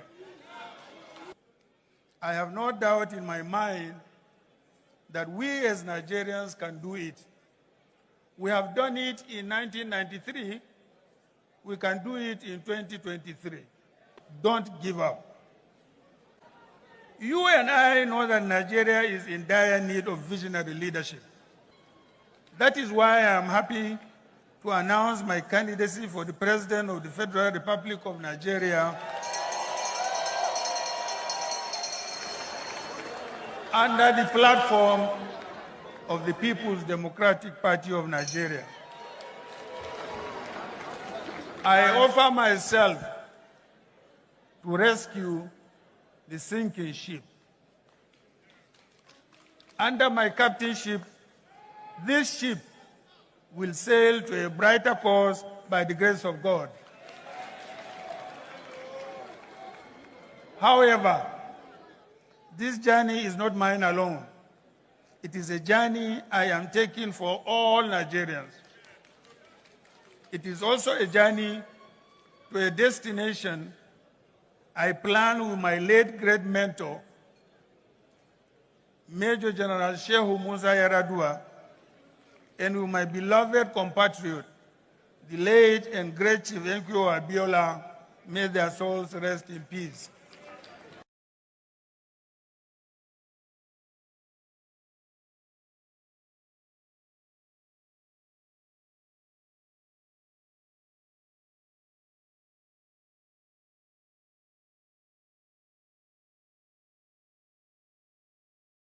At least he spared us he spared us the late sage Chief Obafemi Awolowo. He said that Yaradua and MKO Abiola are those who inspired him. Dead people inspired him as something that to appeal to some demography and era. You know what I mean? But it's all politics. But the point here now is this, right? It's a big thing, though. The only people who can stop Atiku in PDP are the PDP governors led by Were Wike.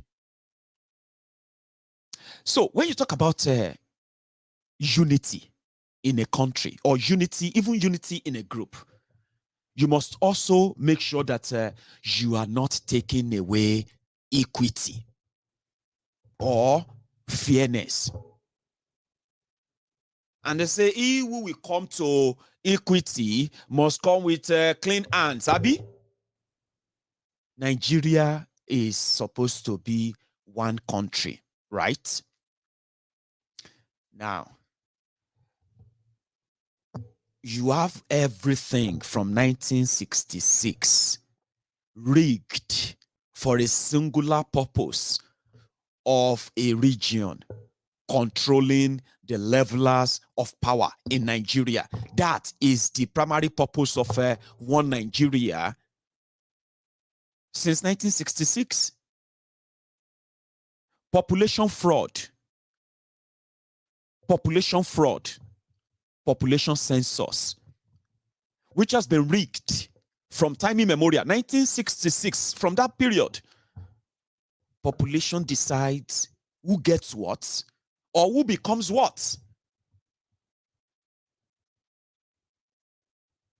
So, which then put some, northern Nigeria politically, just for this selfish elite, politically, it put them in that advantageous position to use that fraudulent numbers to swing any decision in their favor.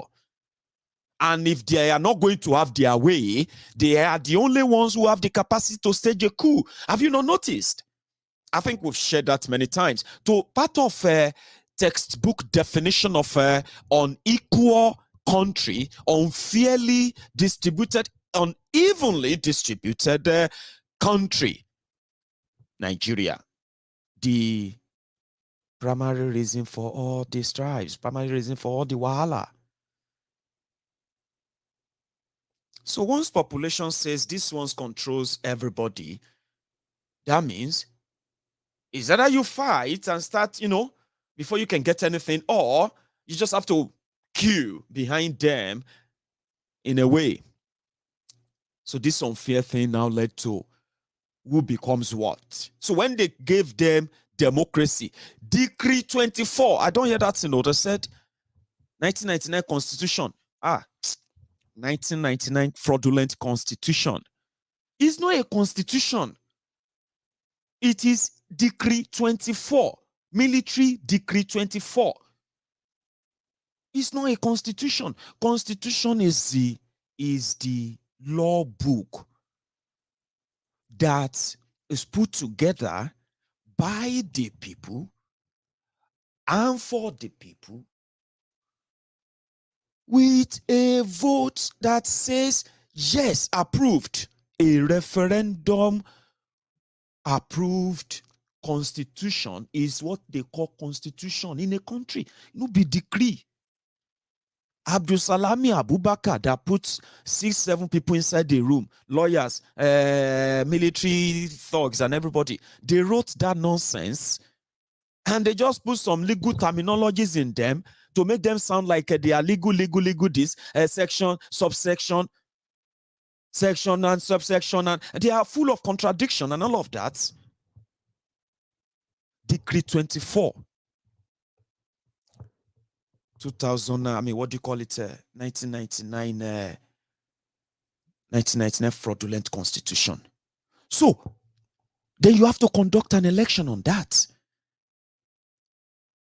Election on a fraudulent constitution that is weaponizing fraudulent population census, which is now being fraudulently used to rob Peter and pay Paul, and then they breeded or they finally built an unequal, unjust, lawless, corrupt fourth world country called Nigeria.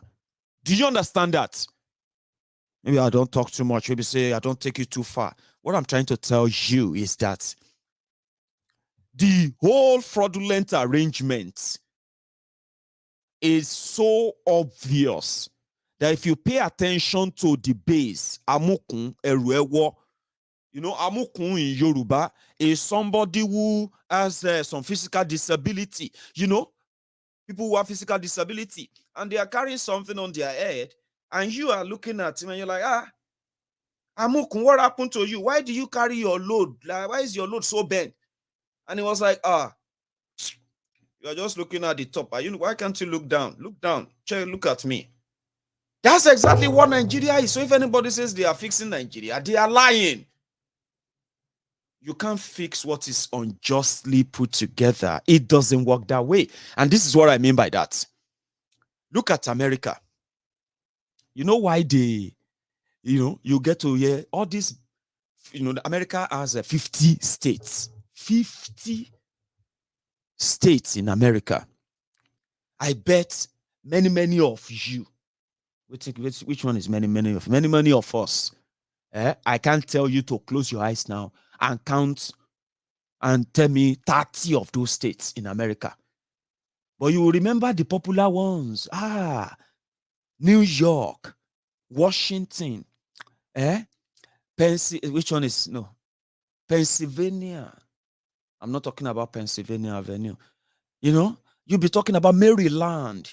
You'll be talking about where? So you see, that's what I'm trying to say. 50 states, but by the time you start counting them, you'll be mentioning popular big ones. California, Texas. Hey, you know what I mean? But before, you see, you will know all the Americans here. It's so easy for them. Look at them.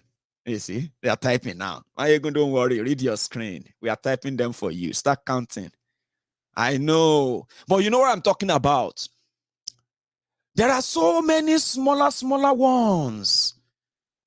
And if you really want to enjoy what's even distribution, consideration, geographical location, and every other thing that people, they put together in making their electoral laws. I know. Look at them. You will know Americans. Look at them. They are there. I don't read enough. So I don't see. It's in New York, South Dakota, Illinois, Kansas, Wyoming. I've been in Wyoming. Sorry, Wyoming, and all that. But in those states, you can tell those big ones and their sizes. America population is close to how many now? How many are you guys now? 350 million or 300 million? But look at that 300 million. There are some states in America, their entire population will reach 5 million. When some states have 50 million. California, what is the population of California? Yeah, you are 350 now. California alone, they are possibly about 50 million. Now, imagine the people there are some states, they say if it's by population that they should be voting. Sorry.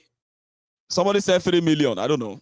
Anyway, they said if they should be voting, look at this, just like the same way they put, meanwhile, American population and their electoral figure and all of that are verifiable. You can verify all you know what I'm talking about. Now, they say if to say America was like Nigeria, places like New York, California, Texas, and then which other biggest state you have there? They will be the ones winning or deciding who become the president of America. And that would have automatically swing the power into the hands of some people, and then others will have to queue behind them. I hope you get what I'm trying to get at here, right? So, American electoral is not perfect. No system is perfect all over the world. But I'm just telling you that Nigeria adopted American system of federal system of government, but they can't go back home and they started practicing the Nigerian style of federal system of government, which is pretty much like a unitary system of government anyway, militocracy.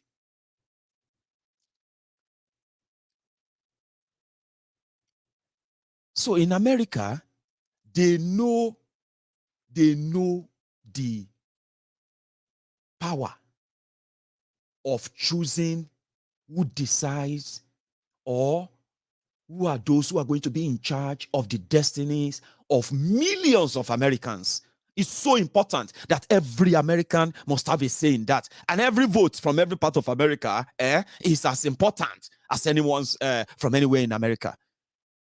Maine, Alaska, those are small states, too, very small.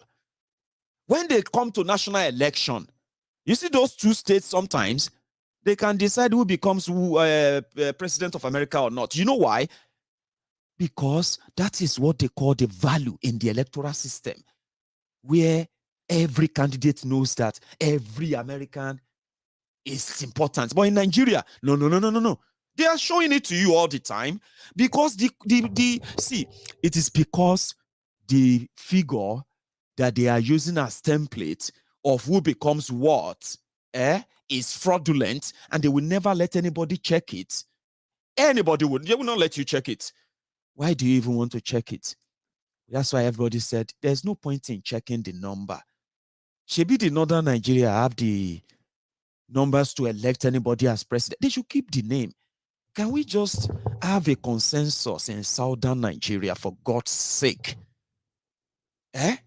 Wake up, smell the morning coffee, and know that no matter how you do it, except if you are benefiting from the rot, your people are always going to be the victims of what Nigeria is going to be. The system says, rob Peter to pay Paul. What does that mean? Even though Peter that they are robbing will never have a say on those who are in charge of what they are robbing from him. He doesn't have a say. Now the Paul, where they pay, when do they do anything? That's the system you have in Nigeria. They rob the South. They rob the North. These elite criminals, they rob everyone they could rob but South. Quite is the golden goose that lays the golden egg, I believe. They rob everybody of everything they can rob you. Then they flaunt it and say, well, it's our man, it's our turn. So they rob Peter to pay Paul, and the unfairness, talking about that unfairness. Politico is coming out and he's preaching unity. So now we found ourselves in a situation whereby we are just to wake up and say we are one Nigerians. And now we are one Nigerians, and say, okay, if we are one Nigerians, how come it is now an impossibility to say, you know what? Let us all of us agree that the next president should be an Igbo man, just to prove that indeed Nigeria is one country. You know why I'm saying that? You see, today, in 1999, I don't know, and I don't know why, but I think I do now, because if the Biafran says they want to leave, and Yorubas have not said they want to leave, then Yorubas said they want to leave when they killed Abiola. And then they were like, you know what? If Yorubas are not this Yoruba elite, should automatically agree that they are leaving. True. Nigeria is going to break up. So suddenly, they agree that everybody should just give their power to the next president. 1999 should be a Yoruba man.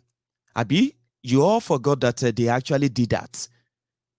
There was no advertisement to say Yorubas were not even asking to be president. I can't remember if Yorubas said they wanted to be president in 1999. That if this democracy, in the next democracy, if you don't make us, but they did it anyway. Abi, have you forgotten? To the point that what do you call it? PDP fielded Yoruba, AD fielded Yoruba, and all other people who ran against those who were supposed to be Yoruba aspirants, they ended up stepping down. Well, that was what gave Atiku his own limelight anyway, to represent his own cabal of the era in that new democracy. So why are you all now pretending and saying that if Igbos want to be president of Nigeria, meanwhile you all know why you would? I mean, if you see those who actually will tell you the Igbos should go and they have to fight for it. the Igbos, nobody's going to offer it to them. But you could offer it to us on a platter in 1999, Abi. It is just, me. I don't really care whether you give it to your Igbo president or not. The reason why I use that particular example is that Nigeria as one country is a fraud that you know very well. There is this unwritten code that even you, whether you are a Yoruba man, you are an Igbo man, whether you are an Hausa man, a Fulani man, or an Ijo, wherever you come from, I'm even saying, even if you are an Igbo man, you know it still. You know it. That even though they didn't write it anywhere, but it's called unwritten code. The day Nigeria, all of them, all these criminals say, you know what? To prove that Nigeria can still work, you know what we're going to do? The next president should be, all the political parties should give all the Igbo candidates. I mean, you should try that. But you know you won't try that. Nigeria is a business center. The person that came to expose the lie is no other person than Bokwari and gang. So anything they tell you right now, there's no unity without equity. There's no unity without fairness. There's no unity without justice. And nobody can buy that for you. Nobody can fight for that for you. You will have to fight that. Atifku is not coming to come and help you fight anything. You should know that. Of course you should. They say,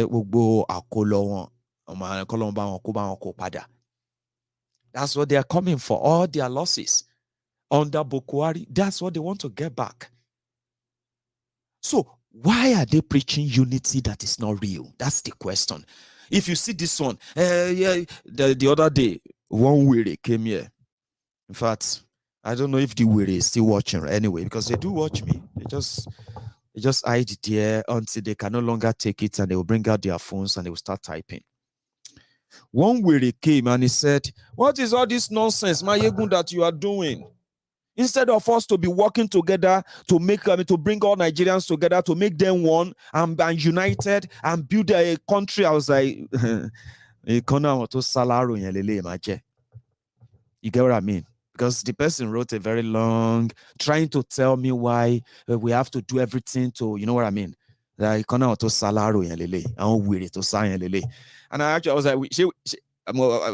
let me see. But when you reply, I actually said, Alaye,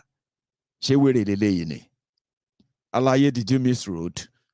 I don't know. I didn't go back there to read any other replies after that. On YouTube,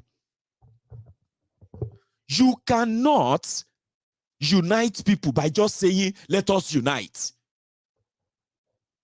Because if you pay attention very well, even if you see 1, 2, 3, 4, 5 people coming together to say they want to unite, you will still see the victims that requires justice.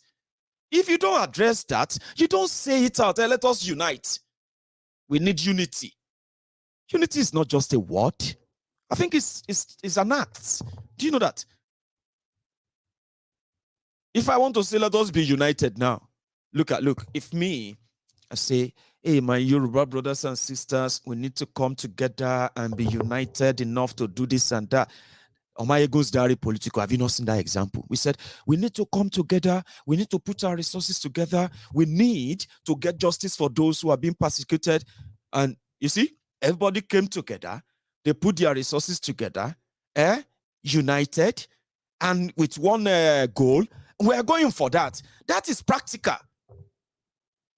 You don't just say it. Imagine me like, hey, my friends, let us put our resources together. Let us work. All of us, let us unite. Let us unite together so that we can be free. And then boom, everybody is free. That's not how it works. So unity is not just a word.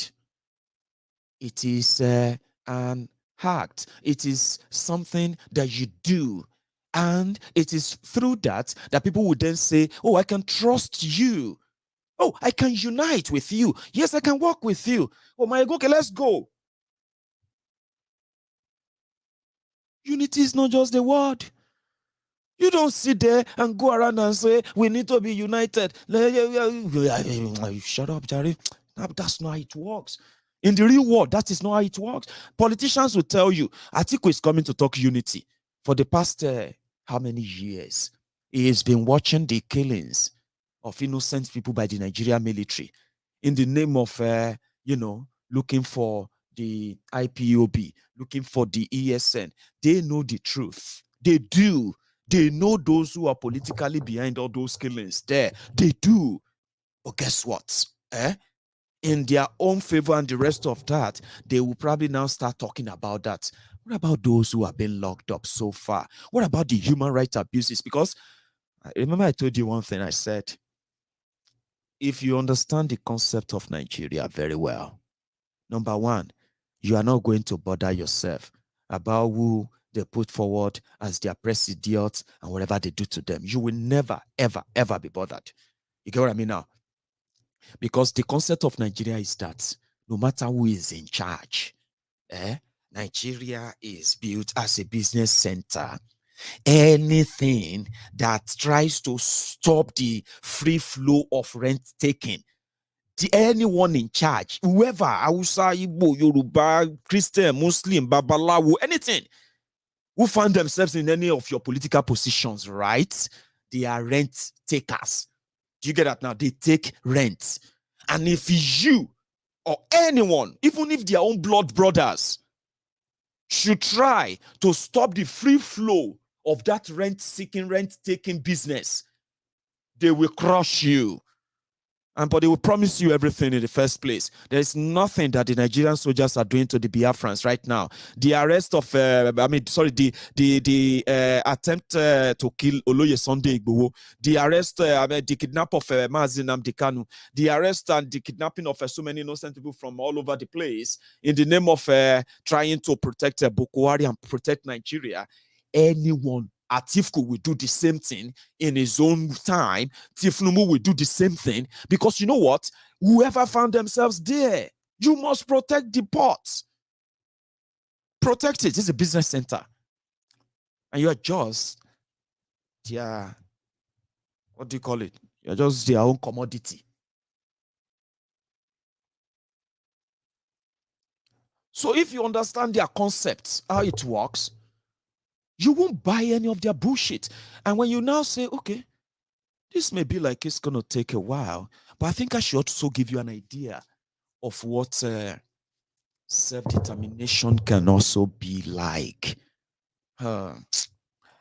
See, when you are pushing for or mobilizing for independence or a breakaway country, it is actually a very long, patient, torturously patient journey.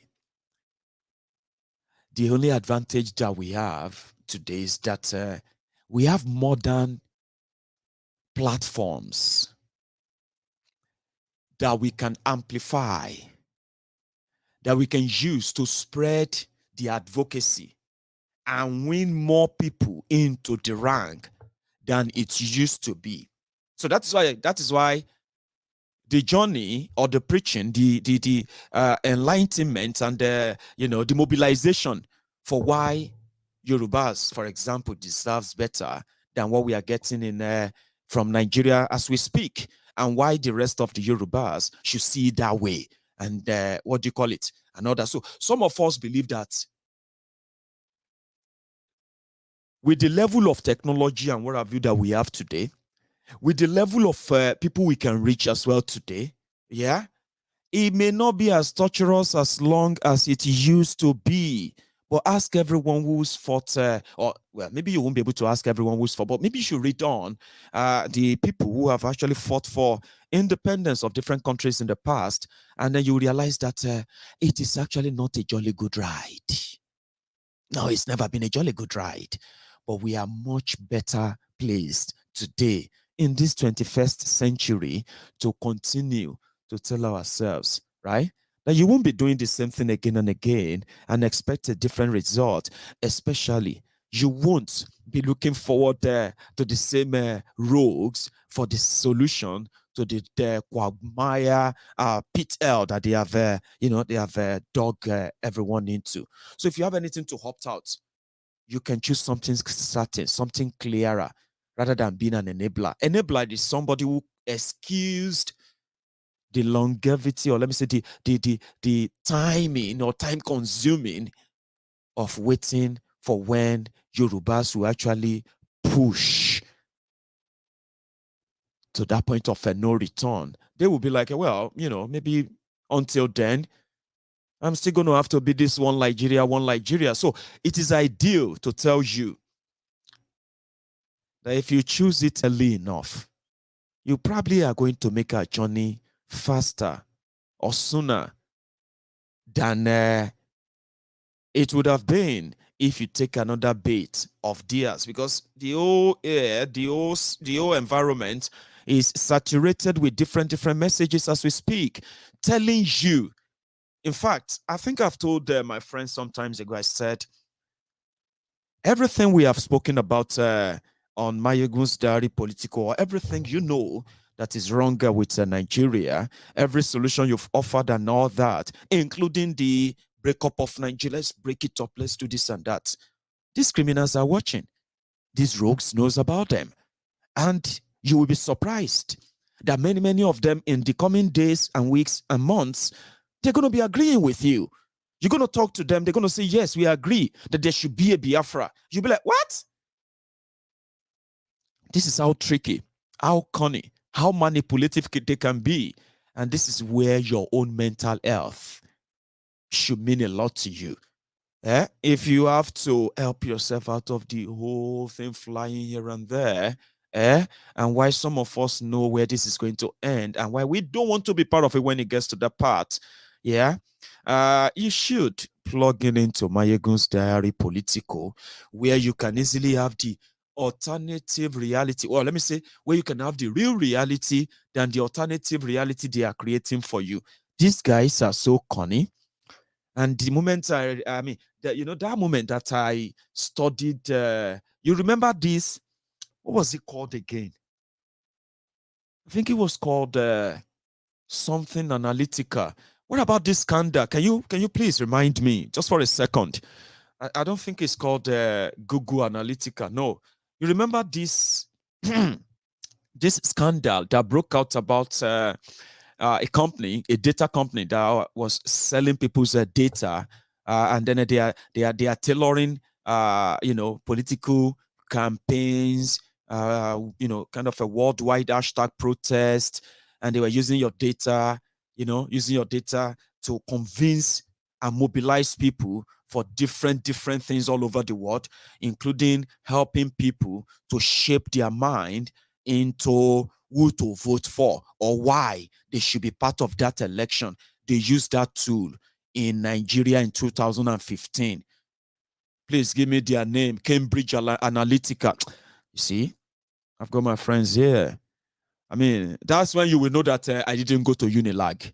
Because if I went to Unilag, maybe I'll be smarter than this. I'll be able to quote word for word. But an idea I get too many ideas, and I'm just like somebody with this,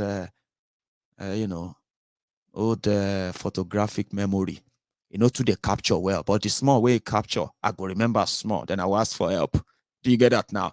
So that's when you will know now that I didn't go to Unilag. So if you see any Maiyegun where you dealt with in Unilag, it's not me. I'm not that smart. Cambridge Analytica, God bless you. But you remember what they did? I'll tell you. That's what you see what I'm telling you right now. Later, some people will say, my brother, see, now juju, they don't use the head of all these people. We say different things to justify why these criminals always maintain power. What I found out is that some of you are quite you are underrating them. They are not that smart, but they have enough money to pay for people who are actually smart to do things for them. Do you understand that now? In 2015, they brought that same Cambridge Analytica, and they gave them the guy who worked for Barack Obama Change. The Obama Change campaign that shook the entire America, made Obama the first Black America, the first African American president. It was a huge thing. And some of those things are now go on Netflix now. you will read about how they did all of those things. No be juju. No be juju at all. As all of you are typing right now, typing Atiku, typing Buhari, typing Tinubu, some people are collecting those data. Those data are flying everywhere. So they know, some of you, I will never do anything with APC. So if Atiku and gang, if they pay them all this data everywhere on Facebook, all of you posting on Facebook, commenting on Facebook, fighting on Facebook, doing this and that, what they do is that they collect all those data over time. They analyze them. They check your interest. What is your political interest? How do you really think? Are you the kind that, that's in the powerful? It be like juju. Trust me. And once they fine-tune everything, the next thing, if you open your Facebook, all the kind of all the posts you will be seeing, videos, they will be having the kind of messages that will be attracting, that will be so similar to what you have been kind of saying or doing on social media and the rest, okay? So for some of you who are always on your calls and everything, so they tap the calls, they pick keyword from your calls. All of you are using smartphones today. Abi, are you not? Some of you are watching me on your phones, Abi. So you make calls, you do all of that. So they take, they take all those keywords, and they now kind of fine tune the messages that, Baba, mommy, if you open your Instagram, you'll be seeing messages about how you should try and vote, even though, you shouldn't vote for these ones. But even if you don't want to vote, but you should, you know what I mean? They will do it in a way that if you are inside the bus, you are going home, you will see signboard. It will be like saying a jazz. Are you with me? That's when people are like, that's why some people are like, no, I don't want my data to be public. It's not just the data you give to your phone company that is used, that they are using. Social media, everything you post. If you go out there and you take a picture and you say, hey, this is me with former President Olusegun Obasanjo, and you post it on your Facebook, and your friends who like the post, all your friends who like the post, especially those who click love, the system takes their data, and the next thing you'll be seeing is everything that is preaching about Obasanjo, about Nigeria, about things that, when you open your radio, you go to hear them. When you open your TV, you go to see them everywhere. Before you know it, Yoruba Nation will just no longer show up anywhere. And let me tell you something. We are talking about a multi-million, hundreds of millions of dollars a contract. It's very, very powerful something. That is what some of you would think, say, na juju. No be juju. Because you see human brain, human brains, they assimilate with informations and things they see.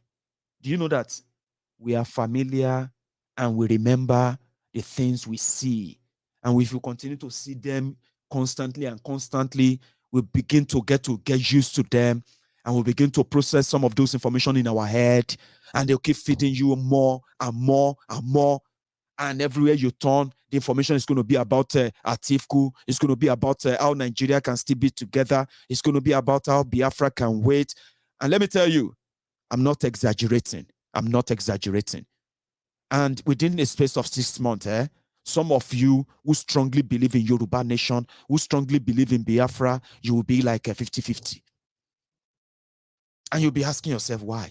Because a lot of things will be happening so fast that you find yourself rolling with it if you allow yourself to. So they pay a lot of money to do all of that. And that is why I love the Yoruba Nation movement, and I love what they have been telling me. Intelligence gathering and the stuff that, do what they do to you, to them. Nigeria infiltrated, and all these politicians, right? They have their agents in every group, every association, everywhere, all over the place. to infiltrate you, to weaken you from within. You are there. Some 2-3 people are like, we no go agree, oh, we no go agree. Some will say, Baba, calm down, Jare, everything no be fight, everything no be fight. Let us sit down and strategize. I say, which strategy? Let's face them. No, everything is not fight, Jare. If we go there, they shoot us. You know what I mean? All those people are there and they are planted. So if they do it to you, do it to them again. That's why I love the Yoruba nation. I won't say more than that, but so Tifnumbu and his own friends from the north, they just came out and they said that pastors from northern Nigeria, they said God told them that Tifnumbu is going to be the next president. I said, well, let us just cut the chase. All right. Tifnumbu, Saraki, Atifku, Estambua, Wirewike, that one from Bauchi, the one that said a Fulani artsman believed that is a citizen of the world. Everywhere in Africa is his home. Nigeria is his home. It's Bala Muhammad. So those are the people they are lining up for you, right? So whichever place you found yourself, last, you are done for. You get what I mean? Like this guy said, wherever you give it over, get big back. Sure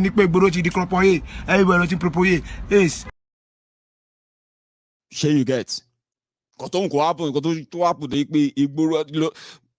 Your choice, you can tell now. It's obvious. For those of you who probably feel like, and you love to ask that question of, who should we then vote for?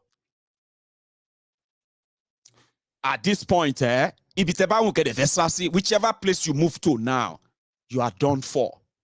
Whether not Tifku, whether not Tifnumbu, you get me now. Whether not Saraki, whatever is your own fancy, you are done for. But the pastors, they are saying that Tifnumbu is going to be the next president. So last, if everything ended up between Tifnumbu and Atifku, you choose your own. Sure you get. I want you to go to Prokoye. Everybody to walk, that is so bad. Now, something happened yesterday. They said the Bokwari is celebrating completion of airport terminal. I don't know how many times they have been trying to do terminal or no terminal. They were also there it was in Lagos, Sha. Now, when it got to Lagos, they said it was in Lagos to also open Dangote, what do they call them? Dangote petrochemical fertilizer, whatever, in Lekki.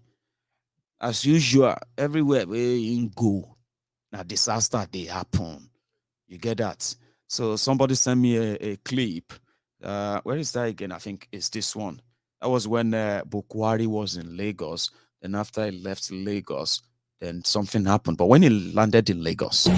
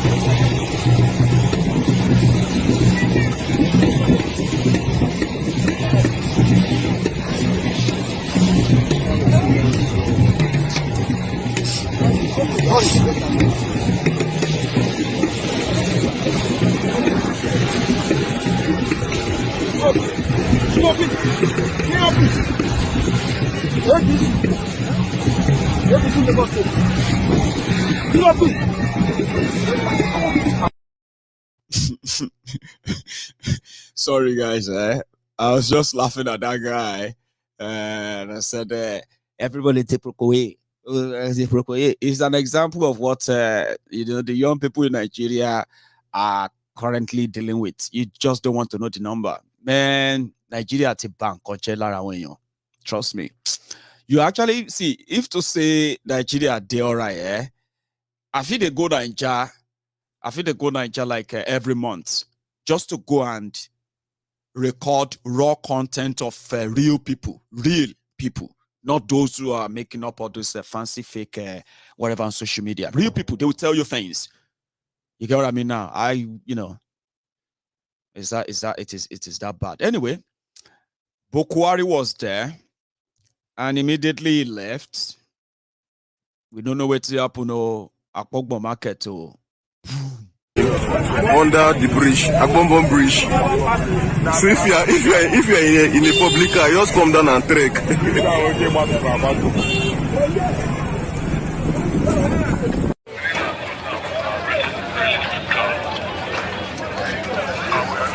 I don't tell them when you find the way carry the motor. Anjiko.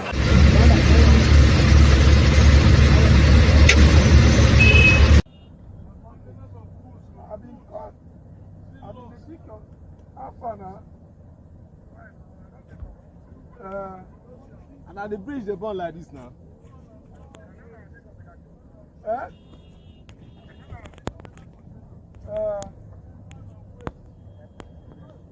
done.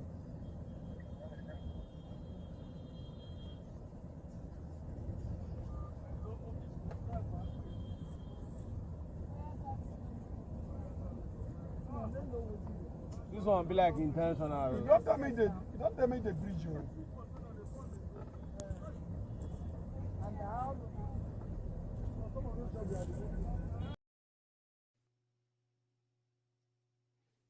a better income. Like that's so normal to them. Like it's like everyday thing now in especially in southern Nigeria. I can't count how many fire incidences I've actually seen in this 2022 alone in Lagos. And it's almost like everywhere. Ibadan, Enugu, Onitsha, everywhere. It's either a tanker loaded with, boom. And it's pretty much like somebody said in that video. This, like I said, this one, they set this one up. There are many, many Igbo businesses that they are burning down all across Nigeria. But if you say it, they will say, why? Well, you don't say that. Let us say unity. Let us always say something that, But you still have to say the truth. I mean, you need to say it because you see, it's all those things, all those crimes, all those arsons being committed everywhere by those in government, by those who are also using the lawlessness of Nigeria to commit this. Igbo businesses. And in the process, there are other people, businesses who have also been targeted and destroyed. Ladipo markets, where they sell spare parts. I don't know where spare parts shop they burn. Do you get that now? All this economic sabotage in a lawless place. And the one you saw just now, you're going to hear another one. Maybe another one happened today already that we are actually yet to hear from them. That's how terrible it has become. And you say, all of this, the collapsed infrastructure, collapsed security architecture, the collapsed government system, collapsed judiciary, collapsed policing system. I don't know if you have heard of that. The police are going on protest, on strike. Nigeria police on strike on the 26th of March. In 2 days' time. What am I even saying? They're going to, on Friday, they are going on protest. No, sorry, on Saturday, I don't know. 26th of March, Isha. Nigeria police are going on protest because they are not paid. Never happened in their history.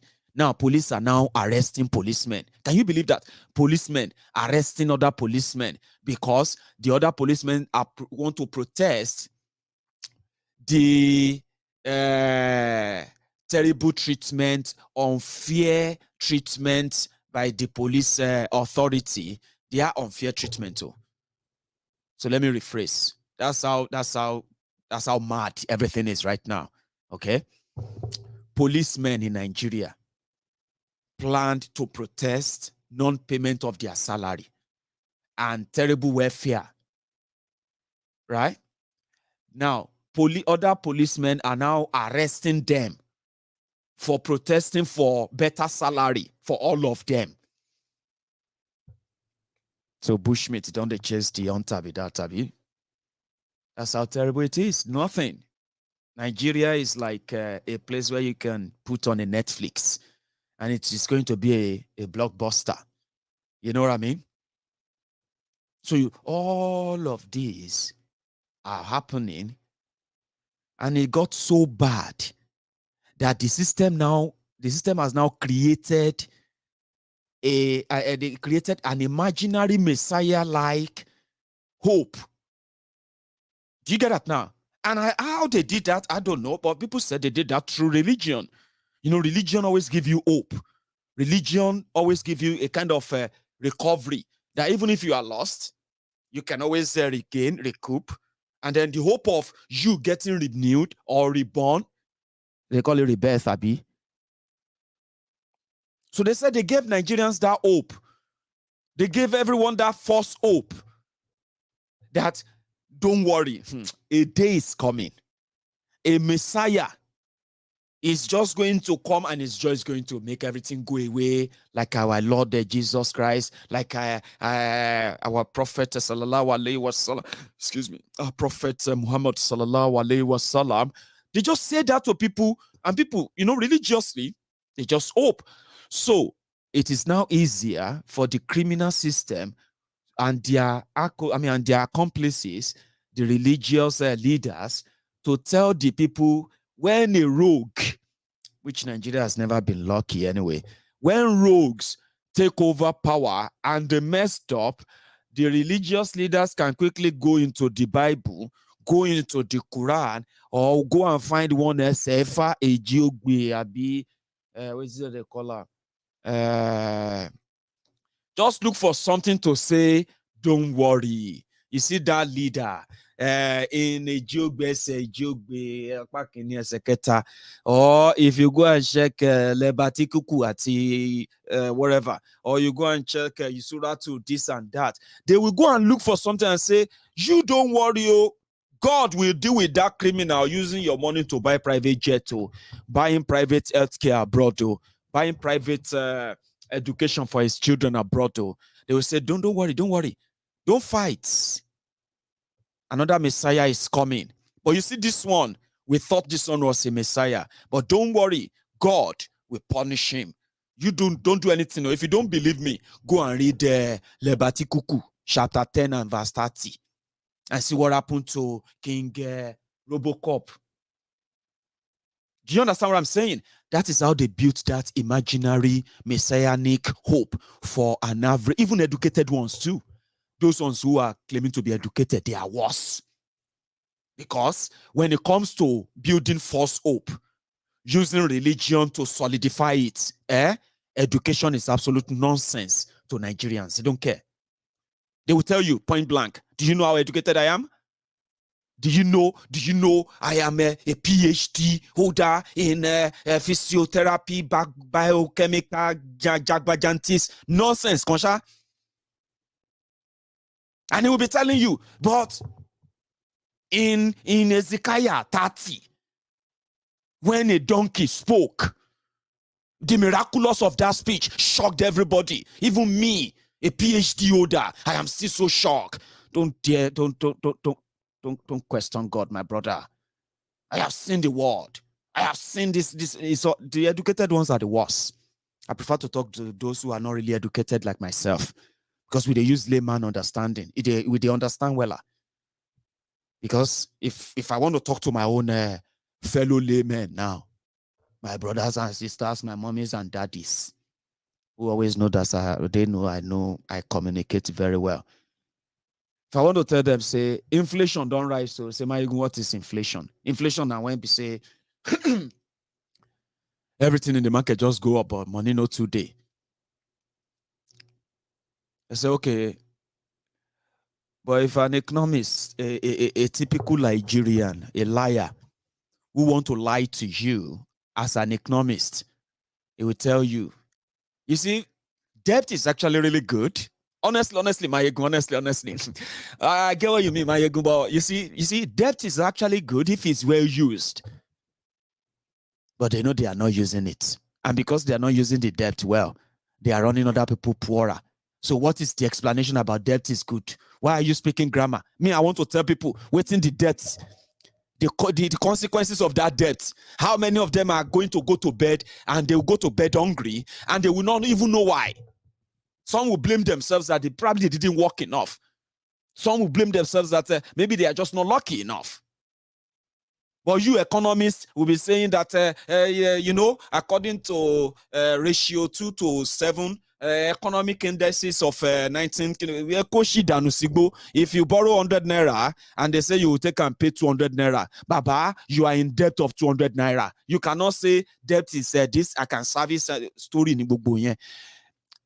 I use that layman to explain things to my friends because it is easier. And that's why I don't really like, I don't really like those ones who always want to say, I am, I'm professor.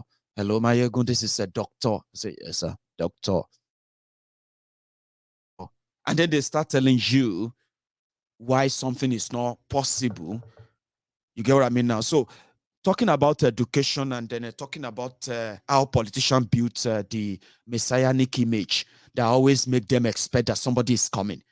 So what happened? Since they have built that messianic image of if they tell you somebody is coming to come and change your life, when you know that the entire system is obvious that nobody can change your life with the current system called Nigeria, it is impossible, right? So the only way they can change your life, change our lives, change their own lives too, is to begin the process of easy breakup of Nigeria. Let every unit handle their own affair, right? And then make it an healthy competition that way. And nobody will care who wants to be your president or no president in Nigeristan or wherever you choose to be. Do you understand that now? But if you continue to say, well, what are we going to do? There's nothing much to do. We cannot fight these people or the rest of them, like some people give excuses, right? Then I will ask you to join us in the waiting game because they will still do what they will do. And we know what the end result is going to be. Why waste your time getting involved? Do you think your involvement will make it a little bit different? Of course not. It's not going to make any difference. But it's going to be a waiting game because some of your brothers and sisters are going to join the bandwagon. Oh. And I'm glad that we actually have something to keep ourselves busy while they run that amok. Because in the next couple of weeks, some of them are going to begin to retrace back again as well. Because when you realize it eventually that, okay, let's say they push it forward, they push it back here and there, they can't leave you with Atifku, leave you with Tifnumbu. And people said that you cannot win any election except with PDP or APC. Would you not then come back to say, oh boy, last, so Nabokwari Pro Max, you are getting yourselves into. Now, if you are ready for it, jump into the bandwagon. For those of us who are never going to be part of it, join us. And when I say join us, it simply means that people who are not sitting on the fence. You see, in the situation we are right now, if you are not for one Nigeria, then definitely you have to be for something better. And what is that? The breakup of Nigeria, which is a process on its own. Referendum is not war. There are legitimate reasons for why people want that.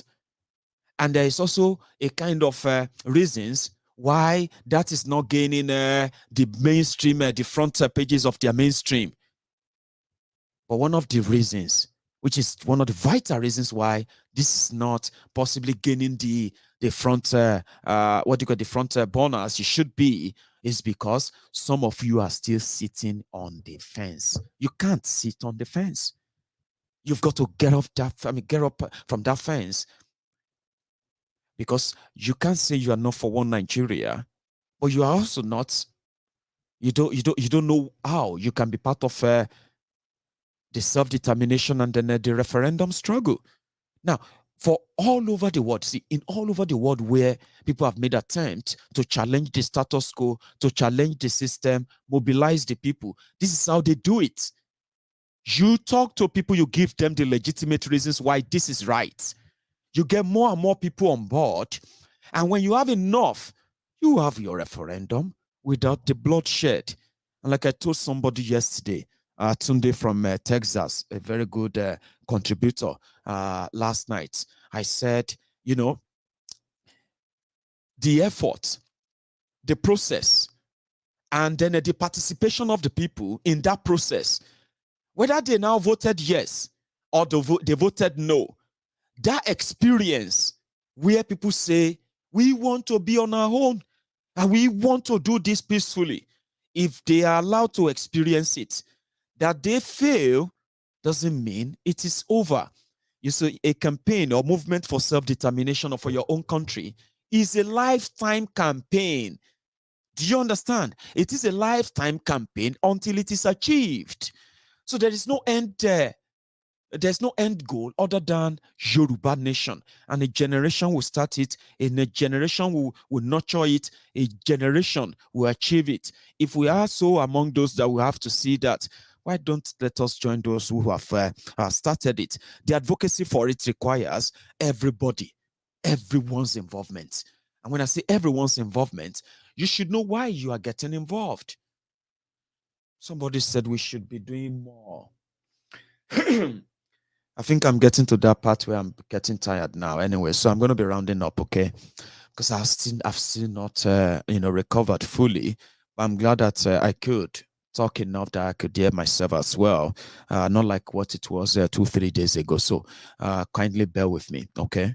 So people said we should talk more on the legitimacy, the validity, the legitimacy of the self-rule, referendum, and all that all of us who have a chance of speaking to people, having platforms and all of that to talk to people, myself included, inclusive, which is the Temple of Truth and my members and all that, we should always kind of, repeat the validity, the legitimacy of self-determination in a disjointed, uneven, unequally distributed, and oppressive system called Nigeria. These demands are legitimate. Nobody should be criminalized for it. Nobody should go to exile for this, and nobody should be killed for this. So it is legitimate. Like I said, people say we should say more. And there's so much that we'll continue to repeat them why this is indeed right. You can't sit on the fence. Nobody should sit on the fence. I'm studying, I'm observing. Stop observing. Okay. So I've been told that if you go onto the Ilanomo Dua worldwide, just search for them on search for them on Google. I don't have the exact website right now. I would have shared that with you, right? So you can join, sign up. For us in the UK, if you want to be a member of Elano in the UK, they have their website here in the UK, and it's quite straightforward. ElanoUK.org. I bet that's the website. ElanoUK.org. And then you can sign up there. You can even be chipping in your own £5 a month, contributing to the advocacy there. We have other Yoruba nationalist groups all over the world. If you feel like there is none in your own city right now, start it. Do you know one thing about advocacy for self-determination? The one adopted by the Yoruba advocacy group is that you be the contact if there is none in your city. And this voluntary, membership drive is the beginning of what you will call your own belief, your own contribution, and your own effort in actualizing the Yoruba nation to start with, okay? So remember that. Be that contact in your own city. It takes just one single person sometimes to clear a path. But do you know that the moment you begin to clear that path, others will join you, they will broaden it, they will widen it, and they will take more. And before you know it, thousands, if not millions, will have to thread that path. So you can be that person in your city. It takes a lot to be that person. But trust me, we have those who are capable of doing that. Some people just want a little push, and they will start doing wonder. I love what Tunde is trying to do in South Africa. So Tunde is working every now and then. I think the first move of Tunde in South Africa for this Yoruba movement is to first have this word of the mouth, mobilization in South Africa. Get the people he can get from his own immediate location in South Africa. And the moment they organize a meeting, they can spread the invitation to everybody from all over. I mean, all the Yorubas who are currently in South Africa. That's how you build something. Because Tunde spoke with the Alano, Professor Banji Akintoye directly. He spoke with Professor Adeniran directly. And they gave him their approval and blessing that he should go ahead and do that in South Africa. You are there in Dubai. Many of you are in America, and you have been doing great. Oh, you know what I mean? If you can't find any in your city, start it, and you can link up with other people from other cities too. It is called networking, something so needed as much as yesterday. You know what I mean? As far back as yesterday. So let's make that happen in our little capacity. There are many platforms that are being built up right now.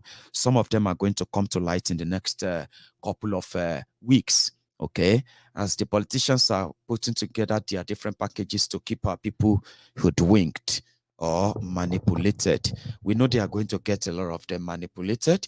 We are also going to do our best to make sure that they never really get the numbers they are looking for, and we never make it easier for them to get people manipulated. All these efforts, right, are being put together behind the scene.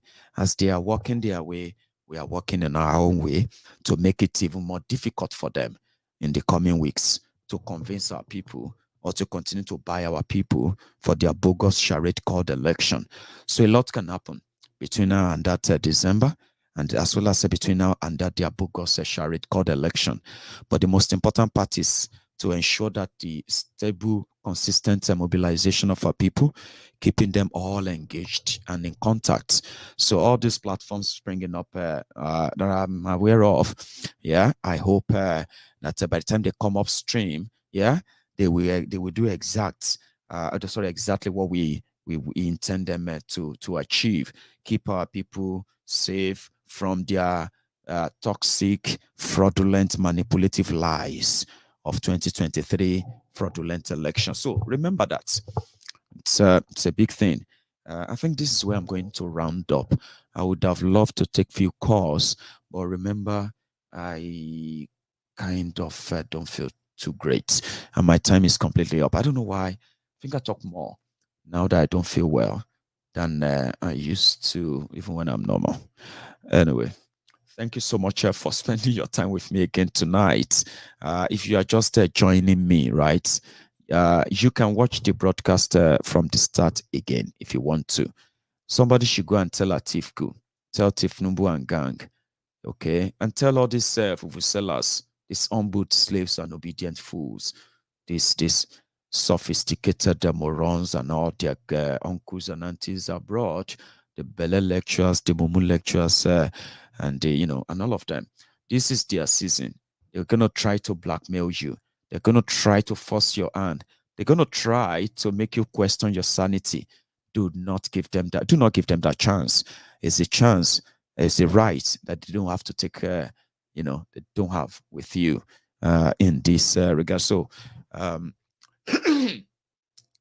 thank you very much once again for your time. Where is that? Okay, so we'll keep it at that. Okay, so thank you once again, and remember, if you are just joining, you can watch the broadcaster from the beginning. If this is your first time of watching me, maybe this is the first time you actually stayed this long watching Maiyegun, I'm going to say, well, you can still subscribe onto MaiyegunsDiary Politico. And then when I'm back again the next time, you will probably won't miss anything. Okay. So choose your own battle and choose it very carefully. Tell Atiku and all of them that unity is not just a word. It is an act. It's not something they say. It is something they do. And he himself, if he wants to talk about equity, well, if he wants to talk about unity of one Nigeria and the rest of them, he probably will disqualify himself from running for president. Bukwari just finished there, or he's about to finish 80 years. What is equity in that? What is fear in that? If Atiku believes that he will be the right person to come from northern Nigeria again to come and lead your one Nigeria, and you know that Atiku is not relying on his own qualification or anything at all, because he doesn't. It's not qualified for anything. Just like Bukwari and Tifnumbu and gang, is relying more on the voters base of northern Nigeria and some little sprinkle here and there from southern Nigeria. Doesn't matter. All they need is the number, and they kind of have some of the number already. You get what I mean? About what happened to the people from southern Nigeria? They have to wait, because the only person who can help them defeat Bukwari or APC Egbekegbe must be somebody from northern Nigeria. That's the bobo. They are selling it everywhere. So drink it if they serve it to you. But I'm telling you, you don't want to drink their poison, because it's all going to end in one thing: tears, as usual. You go where I mean now. So we are not going to buy that, and we will tell them that if they want to be fair enough, if they want to say equity, if you want to say unity, if you want to say one country, then talk about equity, talk about fairness, and then talk about justice. Atiku doesn't represent any of this. It is all here balloon. And if you fall for it, that's yours. So lastly, by the way, I said I was going to say thank you to my friends who, meanwhile, the Ominira Yoruba, you remember the Ominira Yoruba 2022.org petition. Currently, the reason why I don't say much about that petition is because people once they used to ask or to have something they call motivation, something that they always used to push and pressure to keep pushing the number, is to know where they are. But for some reason, the handlers of the petition, right, they have removed the counters on it, and somebody said they removed it because of security. Now, you don't fill a form without, you don't listen, or maybe I should put it this way, okay? And this is the last time I'm going to say something about the petition, if nothing changes, all right? I don't know what these guys are doing. I don't know how they are thinking. They have a very brilliant and great idea about a petition that could, at least be a symbolic sign that Yorubas, they will leave if they have the chance and the opportunity to to vote or to participate in a referendum to say we want to leave. If you ask them and you give them that chance, they will leave. And I don't know who gave them the idea that they should remove the counters. You don't know how many people who have signed. You don't know how many people who haven't signed. And they said they continue to, and I'm kind of surprised. You get what I mean now? Koiki is promoting the signature of the petition. Sign the petition, sign the petition. Have you signed the petition? But nobody knows how many people have signed it anymore. I have it on my screen almost every day. And I believe that we should be able to sign, you won't be able to sign it more than once. You get what I mean? But it's just there. Sign the petition, sign the petition.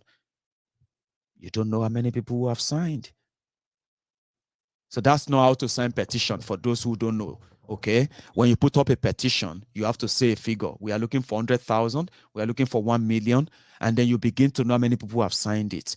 So after this evening, which is good, after this evening, I'm not going to ask anybody to sign any goddamn petition as long as we don't have any numbers of those who have actually signed it. Whatever is going on in that place, I bet they will tell us and they will let us know. Okay. So the link to that petition again is still www.ominirayoruba2022.org. Okay, so I'll copy it. I'll leave it in the comment section for everyone who probably haven't used it. But if you have already signed it, that's great. Okay. Somebody said I should bring Mrs. Onitiri to come and tell us. You see, that's the problem that some of us don't kind of get. You see, the process of that petition is so straightforward. All right. It doesn't need much noise. It doesn't need much, what have you. They've done so well, so perfectly well, until they remove the counter. Counter is what determines how many petitions is, how many of your petitions are in. And for the past 1 week, I have been trying to send that indirectly to say, what happened to the counter? What happened to the counter?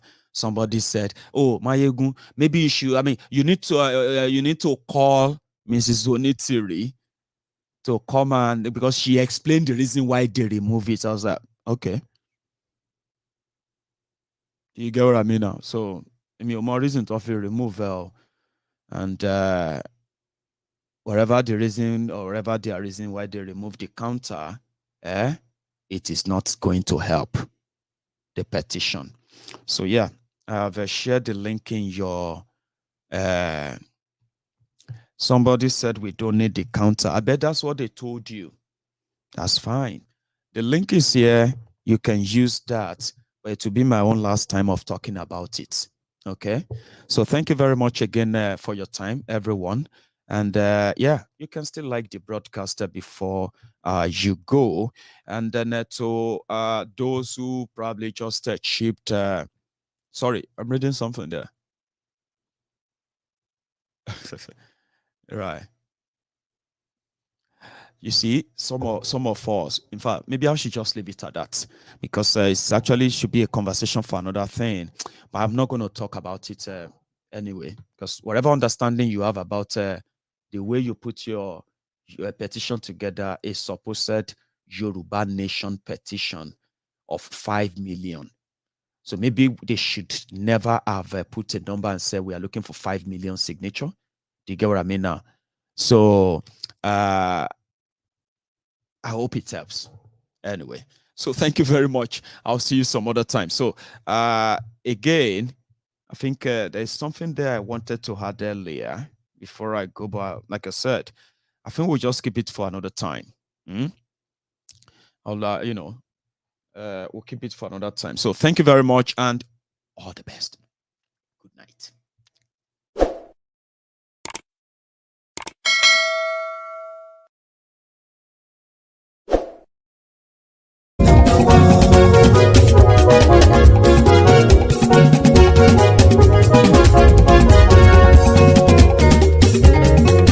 Àní ẹ̀sùnra kì í. Maiyegun ti dé. Maiyegun ti dé. Ọ̀jẹ̀lú ẹ̀sùnra kì í. Maiyegun ti dé. Àní ẹ̀sùnra kì í. Maiyegun ti dé. Lórí Facebook. Maiyegun ti dé. Àní ẹ̀sùnra kì í. Maiyegun ti dé. Lórí YouTube. Maiyegun ti dé. Àní ẹ̀sùnra kì í. Maiyegun ti dé. Bọ́ba bá gbé wúrẹ́. Maiyegun máa wí. Àní ẹ̀sùnra kì í. Maiyegun ti dé. Bíjó ìgbádìyẹ. Maiyegun máa wí. Àní ẹ̀sùnra kì í. Maiyegun ti dé. Pẹ̀sìdó bá rúfin o. Maiyegun máa wí. Àní ẹ̀sùnra kì í. Maiyegun ti dé. Tí gómìnà kówó jẹ.